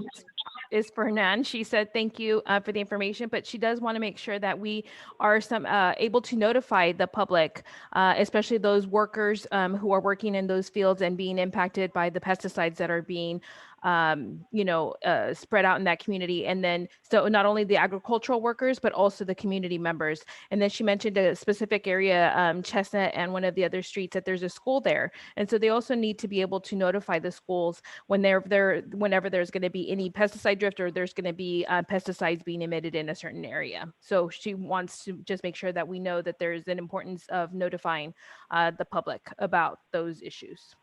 Yeah, Min mentioned earlier on our school regs that incorporates certain aspect of notification to the school. Now, I can't speak as much to a notification in terms of the field workers. I mean, sometimes drift incidents do happen because it's accidental. It's really not meant to happen. But the proximity of the fields and the workers, the applications sometimes are close. And if you look into our PISP reports, which I'd mentioned earlier, I think there are links now on the chat. There are occasional incidences, but the idea is that in our regulatory program and our enforcement work and the work with the local commissioners, the idea is to kind of minimize these kind of drift incidents. Those are in place. So, but I appreciate the comments, and and again, I think our conversation and our role within this particular steering committee is not over. We're likely to be here on a regular basis to kind of hear the concerns and try to work issues out as we encounter them. So, thank you, Nan. I want to direct everyone to the chat where there's a lot of links. There's a lot of phone numbers. There's even some after hours recommendations for who to contact in the event of questions about pesticides or health research. It looks like Marley Zale with OEHHA is also giving email addresses, so lots of contact information and resources there. Thank you for those of you that dropped in those links and that information. I want to just... I know we need to move, but my question was never responded. And my question is not only for DPR, but for the air district. When are we going to know what's going to happen in terms of the pesticide monitoring? If it's going to be able to be included or incorporated sometime down the road to our community and monitoring plan.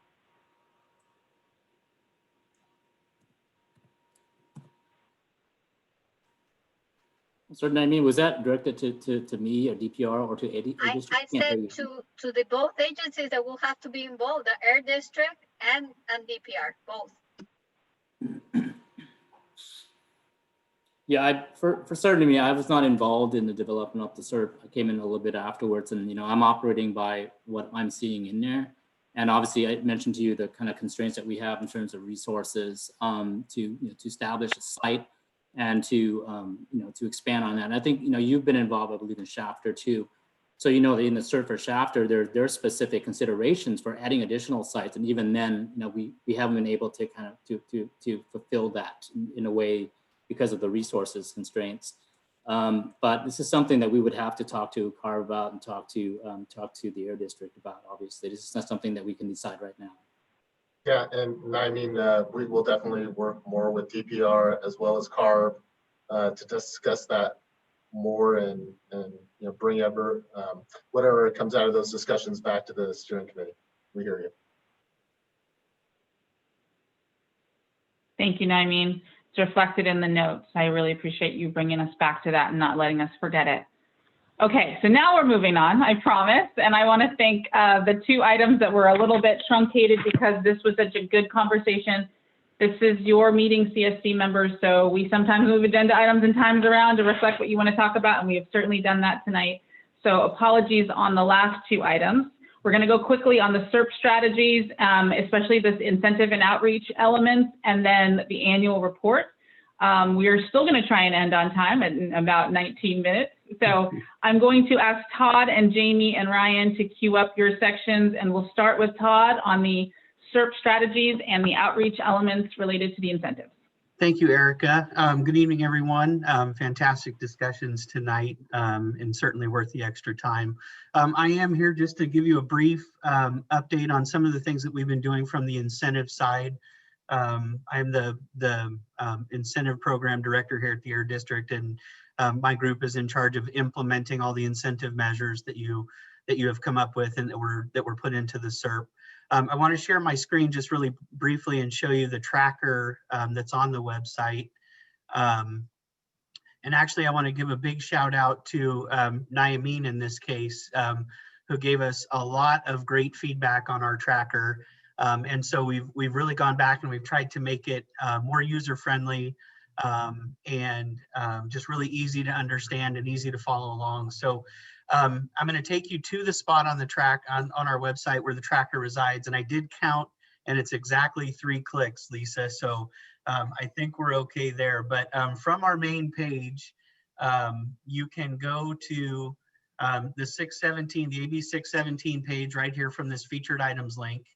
And then you'll scroll from here, you'll scroll to the community. So this is South Central Community. This takes you to the community page. And then right here at the top is the South Central Fresno Progress Tracker. And so I'll click on the English version for tonight. And this pulls up the tracker, and I'll zoom in here a little bit. I'm not going to go through each one of the strategies, but I just did want to let you know sort of at a high level of the things that we're working on in terms of implementing the numerous SERP strategies that were included in the South Central Fresno SERP.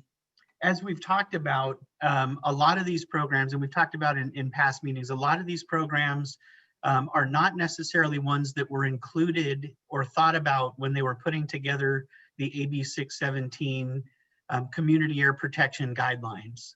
So there's not necessarily guidelines that were approved by CARB for a lot of these programs. And that's really a testament to this committee and your innovation and your willingness to sort of think outside the box and really identify those areas that are important to this community and then sort of direct the funding and direct the resources to those areas. So a lot of the programs that we're developing in this effort are outside of those guidelines, and they require us to essentially get approval from CARB to spend the AB 617 funding. And so that's what we've been working quite a bit on these days. I'm not going to go through each one of these, but in general, so the truck rerouting study, super high priority for this committee. That was the first project plan that was submitted to CARB, actually in the entire state. And we went through that process with CARB to get that approved. It was approved, and it sort of set the blueprint for these other project plans that we've been working on. We've submitted a whole host of other ones, and we're working through those with CARB. Those include a lot of the community-based programs like our lawnmower replacement program that's going to provide electric lawnmowers to residents of the 617 community. Our Burn Cleaner program, which is going to provide enhanced funding and targeted outreach for those programs within the community. And we're working on probably, we've got about a dozen more that have been assigned and that we're working on and that we're going to be submitting fairly soon to CARB for them to approve so that we can then move forward with the outreach and get those programs out to the communities.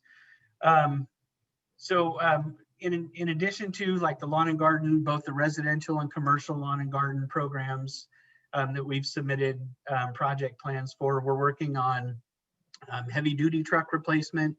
We have an existing district program, and it wasn't necessarily CARB certified, so we have to go through that project plan analysis.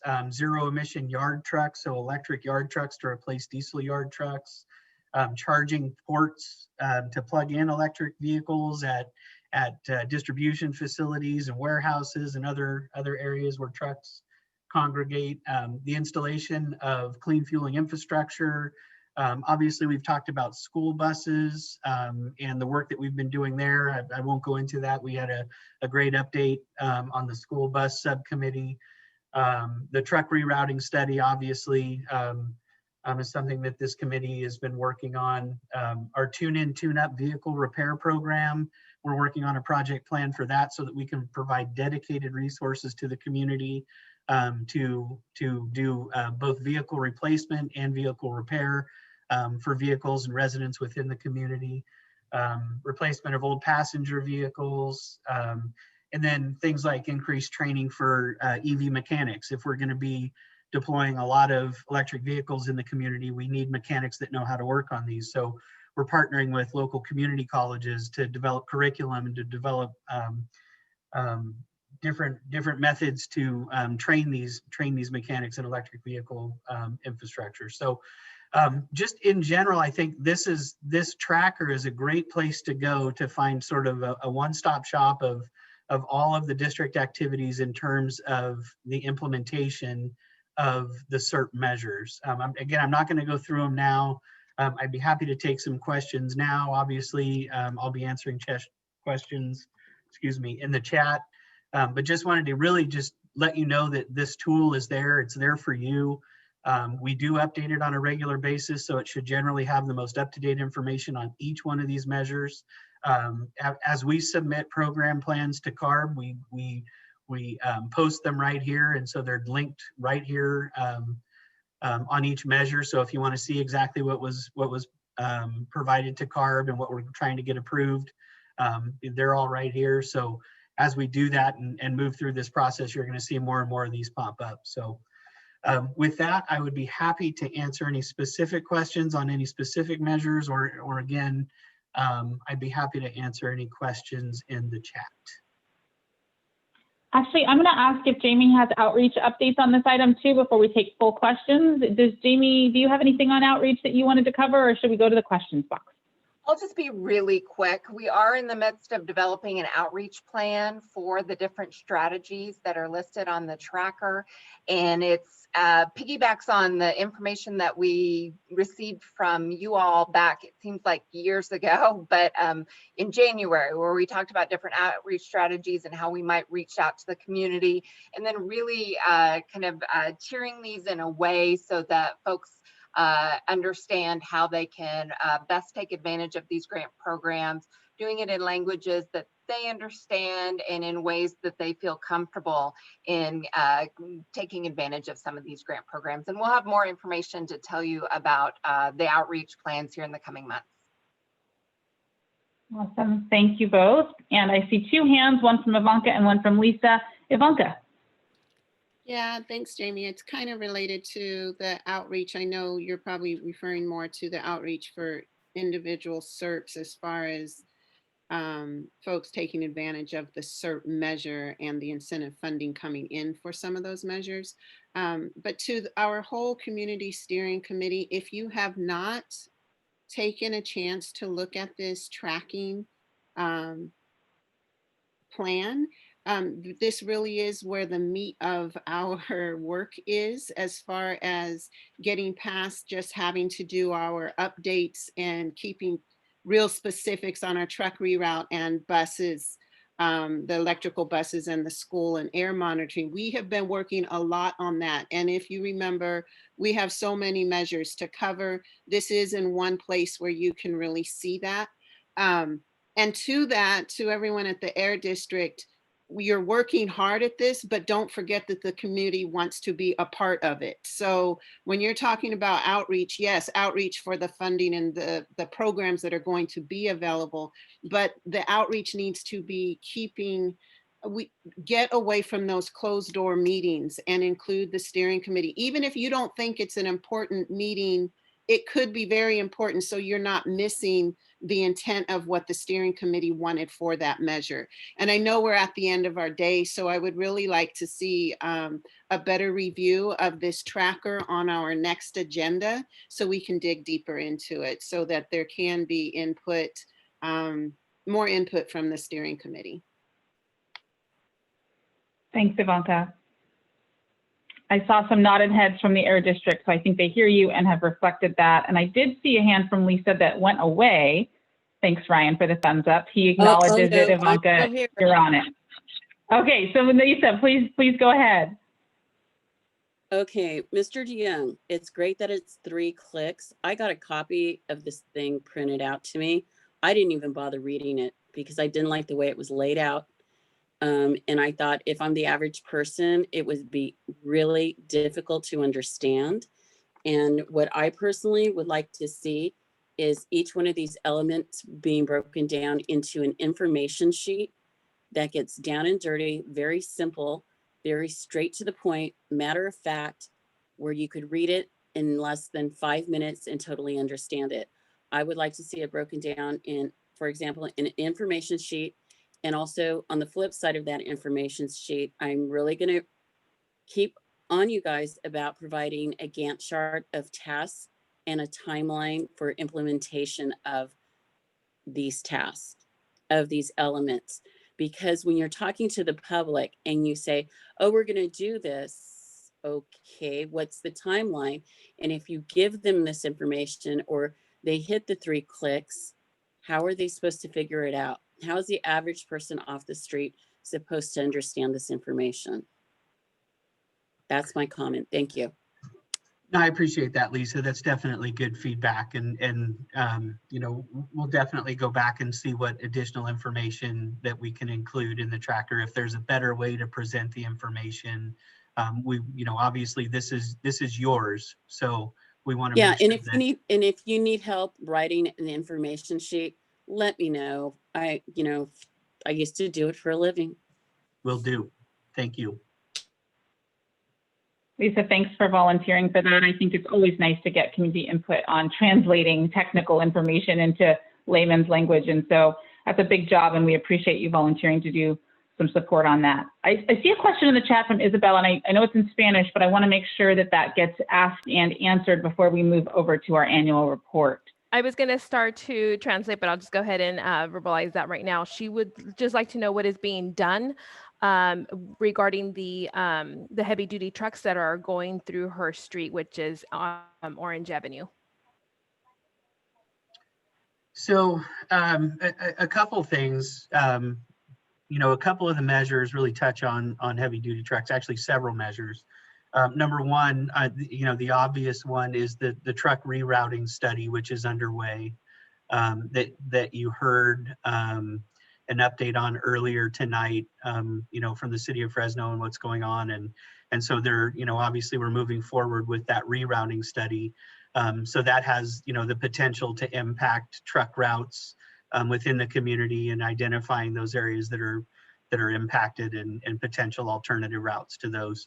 The other, you know, there are several CERT measures targeting reducing emissions from heavy duty trucks, replacing trucks with near zero and zero emission trucks where it makes sense, providing charging infrastructure, providing fueling infrastructure for some of the near zero emission technologies that were included in the CERP. So those are all things that will have an impact on truck emissions within the 617 community.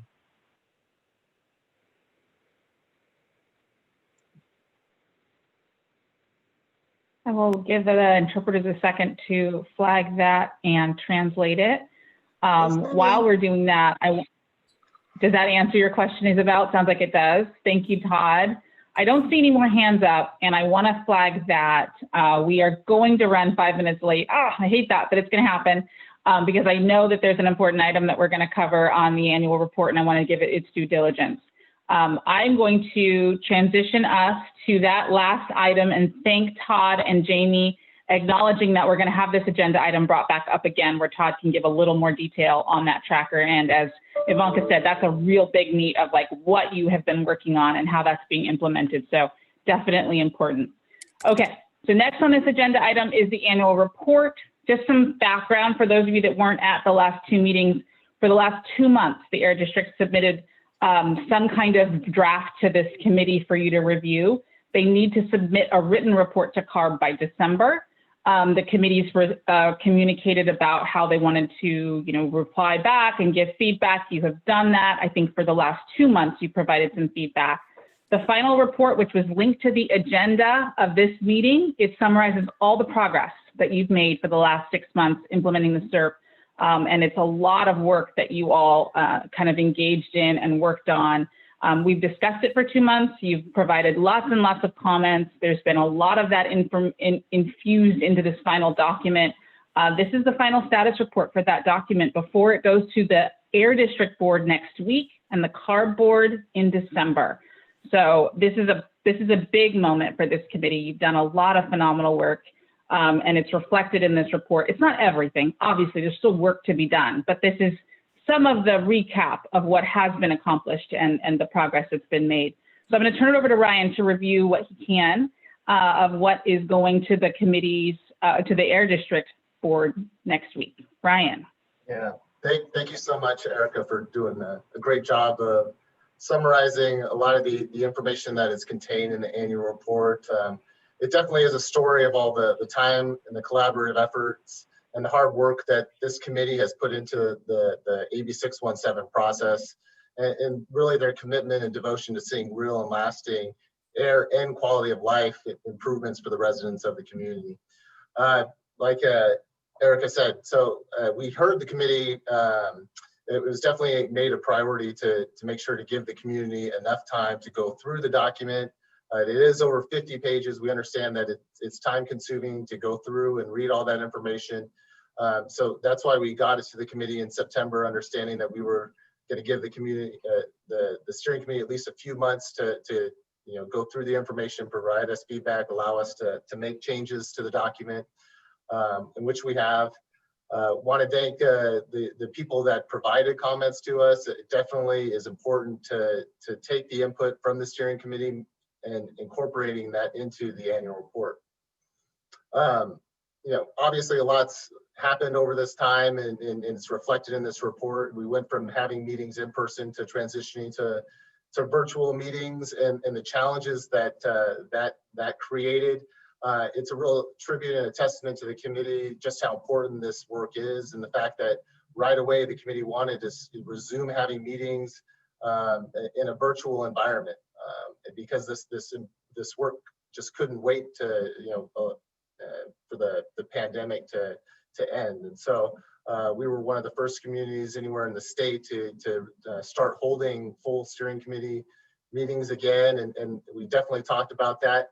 When we first made that transition, there was definitely some challenges with the translation, and we as an organization definitely have a full commitment to making sure that everybody has the ability to fully participate, and that's still an ever-evolving, improving process, taking the feedback of the steering committee members, especially our Spanish-speaking participants, and in seeing some of the chat comments and other things that we've had in meetings, it seems like it's going much better, and they are feeling a part of the whole process, similar to what they were prior to moving into a virtual environment. Some of the things that got brought up in the comments was definitely concerns about rural development and wanting to know what the district is working on specific to stationary sources within the community. And so we do have a section in the annual report that talks about it. I'm happy to say there were several sources of concern specific to the Fresno community, one being a glass plant, another being a biomass plant, and another being a petroleum bulk loading facility. And so I'm happy to say that we are going to start that process for rural development this year. And whenever we do rural development processes, we send out notices to the steering committee because we want them to have the full ability to participate in that rural development process. And so the steering committee can and should be expecting to see those notices going out, and look forward to seeing them participate in that process. In addition to those three, the district is evaluating all of our rules. We provided an update to the committee on the timeline for that. Obviously, rural development, it's not a fast process. It definitely is a process that takes time. Now, that being said, we are doing this in a much expedited manner, understanding the importance of all this work. So we tried to get that into the annual report as well. So there were some concerns or questions about what enhanced enforcement. They talked about It's one thing to have rules and regulations. It's another about enforcing those rules and regulations. And we heard that. And so for example, residential wood burning in fireplaces and wood burning heaters was a priority to make sure that we're enforcing that rule and regulation. And so our staff spent 400 hours just in the South Central community during the last season, and we documented 101 violations. And historically, what we've seen, we have very little repeat offenders. And so by enforcing this rule much more stringently in the community, we're hoping to see those lasting changes in behavior and with the people that receive those violations, that those things won't happen again. And hopefully over the years, we'll continue to see those numbers drop, which will be a reflection of the enhanced enforcement going on. For stationary sources, we're doing more inspections at facilities when they receive emissions violations. It's important to work with the facilities to make sure that they understand their permits, understand what's being asked of them, and making sure that they have the full capabilities to comply with our rules and regulations to prevent any emissions violations from happening in the community. And so that work is ongoing. We have a measure where we go out and we visit construction and earth moving sites to limit the amount of fugitive dust that's impacting the community members. And so we have various tools. And so during the drier, warmer months, our staff are going out and we're going to all the different sites and we're talking to people. We're making sure they're complying with our rules and regulations, which is really important to prevent any and limiting the amount of fugitive dust that's being generated from those activities. One of the things that got brought up was not having the visible tools, and so I can't really share how appreciative I am of both Naomi looking at and providing feedback on the tracking tool, as well as Ivanka sharing that it is that place where people can go to. And Lisa, we are going to look to make it better. It's not we're definitely not a static agency. We're a dynamic agency. Through this process, we are always looking to enhance and improve our processes. And understanding, we have three AB 617 communities right now. We have a fourth that's been recommended, and each one is a different entity, has different personalities associated with it, and different things that they're looking for and that they want as part of the process. And so we can't treat this as a static. We have to treat it as a dynamic, and that's definitely what we're looking to try to bring out in this report. The other thing is the community air monitoring plan and its deployment. We're proud to say that we've almost fully deployed the air monitoring that was part of that plan. We have, like John said, just a couple that we're working on now, and then it'll be fully implemented. When it comes to the incentive measures, Todd did a fantastic job of covering all that information, so I definitely don't have the time to repeat all that.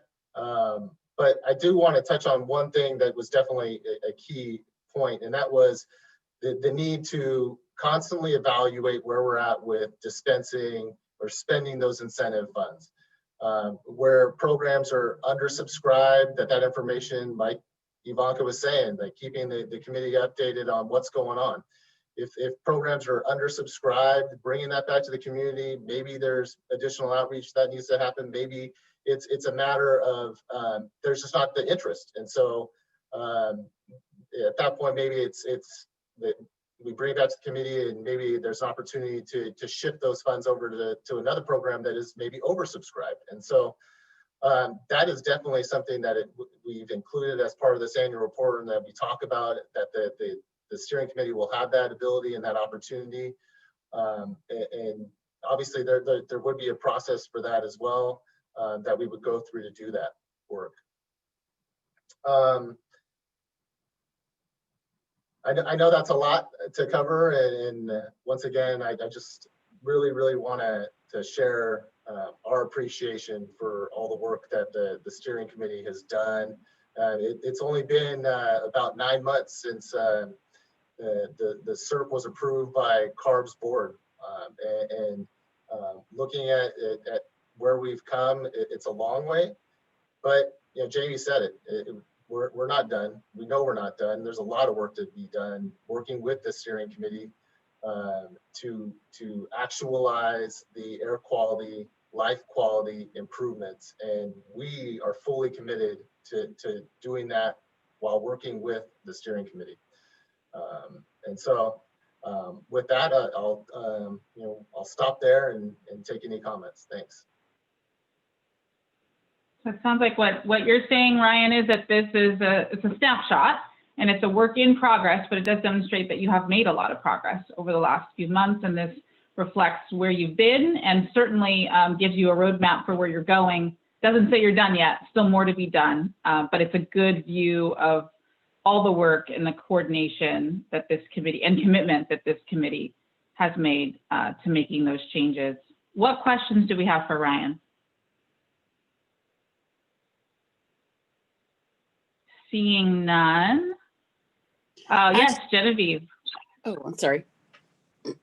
Hi, yeah, just jumping back to the question I put into the chat box.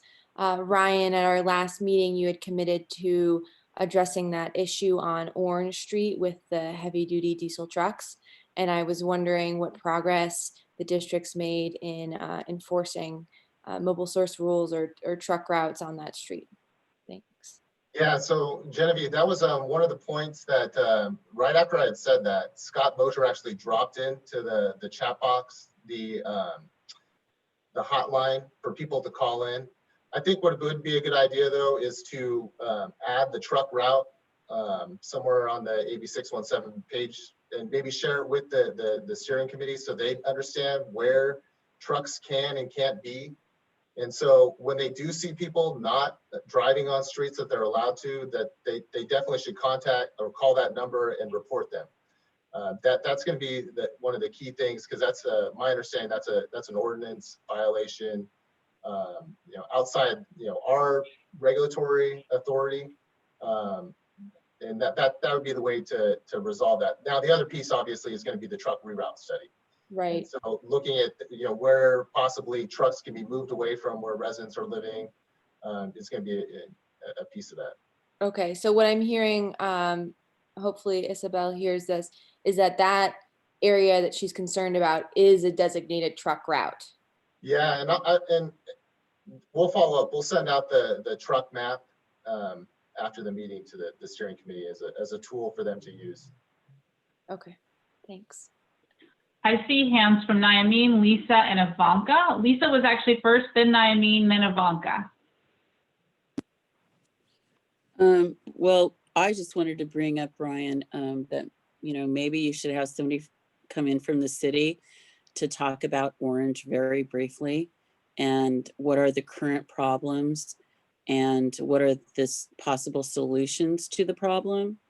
I know that the truck route study will hopefully help relieve some of the issues there, but you're looking at it basically being at this point a long-term plan, possibly, because depending upon the money and what is the ultimate outcome. But I think poor Isabel has been asking about Orange for more than 6 months, because I know that's one of her bailiwicks. It's one of the things she constantly mentions at these meetings, and it seems to be that she's getting blown off, and she should not be blown off. She should be answered directly, professionally, and efficiently, and she's not. And I would like everybody to respect the time and energy she puts into this committee and to give her the answers and the resources that she needs. Thank you. We will definitely reach out to Isabel and talk to her directly. Thanks, Lisa. Thanks. Naomi, question or comment? Yeah, I just want to add regarding Isabel's complaint. Not only she has mentioned about the trucks, she has mentioned, and Isabel and Lilia too, that oftentimes these trucks are idling. And I know that the idle rule is different depending on the year of the truck and all that, but I really would like to ask CARB to follow up on that, because they have made that commitment, and I know that the person is not here today, but definitely it's not only on your plate, but also on CARB's side. And then my question is, I know that this was part of the resolution that CARB board members approved in chapter when they approved our SERP, which was the memorandum of understanding between the Air District and the different entities that are needed to make this SERP happen. And we have not seen or heard any update on that. So, and in your update of what is included in the report, it was not mentioned. So can you tell us where things are with that?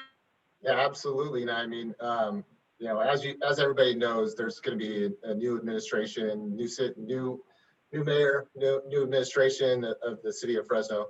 We're excited to work with them. We know how important the MOU, or an administrative mechanism to strengthen the land use, is to this committee. And once again, we're committed to working with the city, with the steering committee on that. And so we are looking to work directly with the new administration that's going to be coming in, and we will be providing regular updates on that. Yeah, and I also want to one more time say we wanted to be part of those meetings, and we wanted those meetings to incorporate also council members, which districts are part of the AB 617, so they are not finding out about this once they see that in their agenda for their meeting, but actually while the MOU is being negotiated with the city. Okay. Thank you, Naomi. Ivanka, you have a question? Yeah, I know we're a little bit already over time, but I just want to reiterate that we still need to go back and review this progress report together, not just posting it onto the website. The steering committee needs to be able to have that opportunity to have that input with the Air District. And it needs to be done at the same time of understanding what we have and have not reached on the resolution, and compare it to those individual points of actions that we have or have not accomplished in the progress tracking report. So I really want to see that show up again, because it ties into the needs for the MOUs, and not just piecemealed together by SERP measure. Like, it needs to have an overall understanding, especially with our city and the other agencies. Yeah, I mean, we understand the point that you're making, Ivanka, and that's part of the ongoing work that's definitely going to have to continue to take place. The progress report itself was from September of 2018 through the end of October, and so it's a summary of that work. We are going to continue to work on those specific things that you just brought up. As you know, this is a multi-year process, which Kevin discussed earlier. So that information, hopefully, we have that in the next annual report, and that's been fully fleshed out, and we've been able to institute that certain measure as we move forward. Well, and to Ivanka's point, and maybe to Ryan's, and to close this item out, I know from an agenda standpoint, your annual report is a recap of what was accomplished. And I think it can also be utilized as a roadmap for where you need to go. It can also flag for you the things that you haven't yet done, the places you might need to refine, and maybe the direction you go next. So it sounds like the report itself in its current form has been reviewed by a lot of people and is ready to go to the Air District Board next week, just to say this is what was accomplished. But I think moving forward, this committee is willing to volunteer their time to engage in a number of ways, not just with DPR, not just with the city, but with lots of allied agencies, and maybe in a lot of discussions about how can they take that report and then move to the next stage of what the 617 community does. I think that's what we've heard from today's meeting, acknowledging and respecting that there's been a ton of amazing work done by this group and by the Air District and by all the allied agencies and jurisdictions on this work. There's more to be done, but that snapshot reflects where we were, and then that there's still a lot of momentum and interest in moving forward and doing all of the things we said, or this committee said that they wanted to do at the start of the project. I want to recognize the time. I want to say that this item does not require an action, but I do want to respond to the fact that you have completed a milestone for this committee.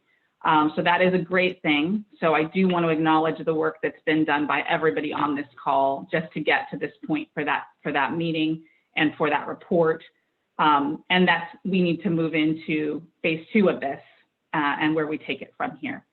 I do see lots of things in the chat, lots of answers, lots of questions. I'm getting some general thoughts around the report itself, feeling like it's good to go, proud of the work that's been done there, fantastic.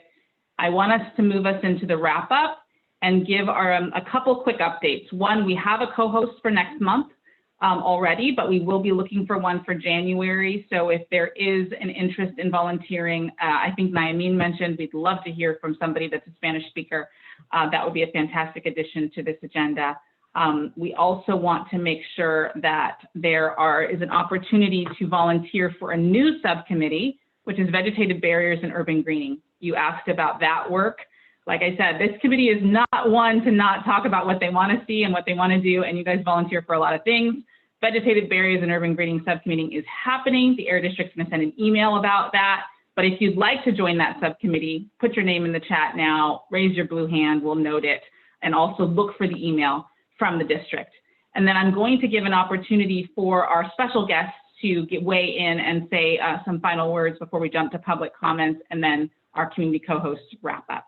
Would our Air District and CAR board members like to say anything before we close this meeting out? Dr. Sherritt, I'm going to have you lead off. Thank you. Very generous. Yeah, thanks for everybody's participation. This has been very instructive for me. I've learned a lot. You know, the 617 goals of decreasing greenhouse gas emissions, improving air quality, addressing health disparities. 617 is a new way of doing this in terms of utilizing a model starting with community identified concerns. And certainly what I've seen tonight reinforces my sense of you know, how powerful and successful that approach can be. You know, I won't go over again the themes or priorities that you've identified, but again, lots of partners that you're working with, that's so important. The city, the school districts, DPR, very noteworthy engagement. And you've also identified other opportunities to connect, including with other 617 communities, and figuring out how to in a sense close that circle and take advantage of progress that other groups are making. I do want to comment lastly on really another goal of 617. In a sense, it's a more diffuse goal, but it's community empowerment. And it has to do with developing capacity of people to participate in groups and meetings like this, get things done, move forward. But it's the examples include things like integrating the community monitors into the regulatory network and RAN that's being worked on. Community empowerment, you know, enhanced communication, getting the district website to be more user-friendly, the 3-click challenge, you know, utilizing this committee and volunteers from the community to help increase the clarity of content in the website. You know, the district solicited this committee's involvement in rule development in a way that it hasn't in the past, in terms of inviting, requesting, needing the community's input to make this kind of process be successful. And I think one of the important things that's been highlighted is the power of enforcement. There are lots of good rules out there already, and we can do a much better job of enforcement. And part of that is community education, so people understand or can quickly find out, well, where are the legal truck routes? What are the rules about idling? What about my concern about a potential pesticide drift, and connecting the dots so that it's easy for people, if they have a concern, to make that report to the appropriate place that it will be dealt with. So lots of exciting things going on. Thanks. Oh my gosh, the time and effort that everybody has put in over the past months, years, let alone running over time this evening. And boy, I'm a tip of my hat to Hannah and Erica, pretty much keeping us on track, accomplishing a lot in a limited amount of time, because everybody's time is precious. And, you know, we pretty much need to end on time or people can't make the commitment. So it's a really important goal. And thank you for your work on that. And thanks to the district staff for all that you have done here. And I want to ditto Dr. Sheriff's comments as well. And I have worked with several of you over various issues over the last several months. And I want to thank you for keeping that communication open. This is really quite a dynamic group, just as Dr. Sheriff's outlined. It is truly impressive. And in 2 hours, what has been covered, for me, and I think Dr. Sheriff will continue nodding his head, I felt like I was drinking from a fire hose. I think I took about 7 pages of notes. And what does strike me, and I would like to take this back and try to help figure out, is really marrying the expectations and the way we report the results back. Because I do think that we are a little bit talking past each other, and I hear the frustration. And I feel the same because I had questions along the way. Okay, well, what's the timing of this? Or how do we resolve that? Or how do we go here?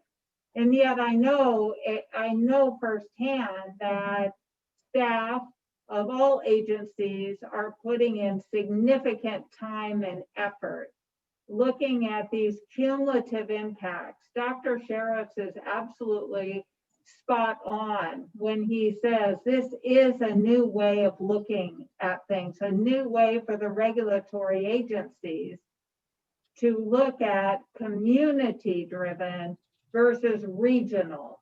And so I know that it's difficult. I know this firsthand because I have a business in a 617 community. I've been in a 617 community all my business life, which is 40 years, but my daughter lives and my grandchildren live in that community. And so I do feel that a heart to get things done faster, and yet I know the challenges as well. And so one of the things I'm taking back, and probably, you know, listening to all of you, but Lisa and Ivanka and Naomi, it's really about how do we connect the expectation to the results so we truly can feel as a group that we are moving forward, because we know this is going to take much more time than it should. But the reality is that is true. It's going to take time to electrify the fleet and the trucks.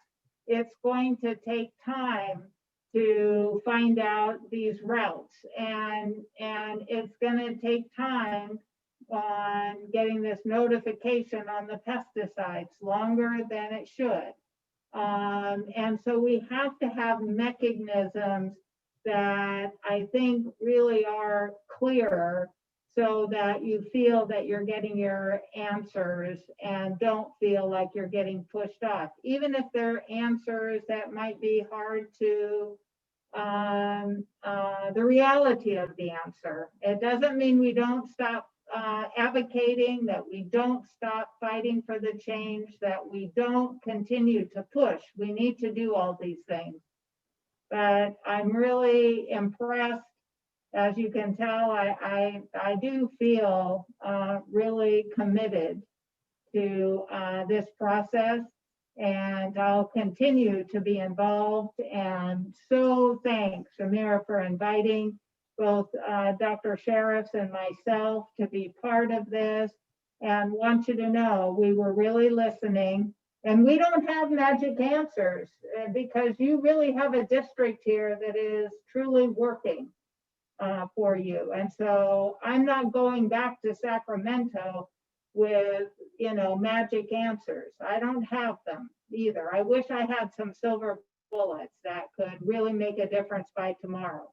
But you do have my commitment to try to figure out how to connect some of these things and be a great partner for the district and for the community. And I really thank you for allowing me to be here.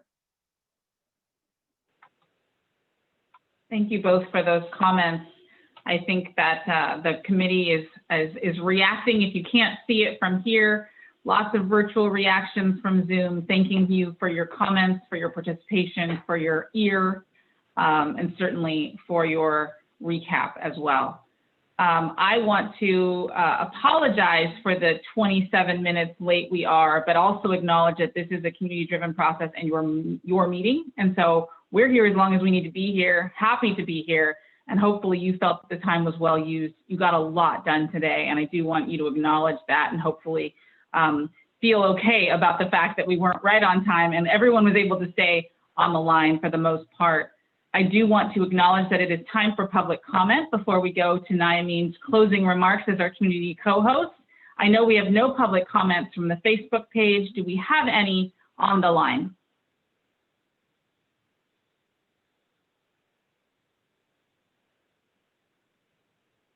Hearing none, I want to thank you all for your time. Thank you all for your attention and commend you on work done so well. Like I said, the annual report is a snapshot of what has been accomplished over a period of time, but certainly not all that you will accomplish over the course of the next few weeks and months. Congratulations on that effort and on that progress. And we will see you next month in December. And we have a co-host already for December, but we will be looking for one in January, and hopefully you can volunteer for that effort. Thank you all again. Have a fantastic night. Oh, Noemí. Did you want to say anything else? Buenas noches. Buenas noches. Thank you, Noemí. Igualmente. Cuídense. Happy Veterans Day, everyone. Tomorrow, hopefully you'll all get a day off. Buenas noches. Stay Nan and healthy. Ben, thank Stay you healthy. for staying online. Dr. Sheriff, thank you. Oh, thank Thanks you for all having very us. much. It's great.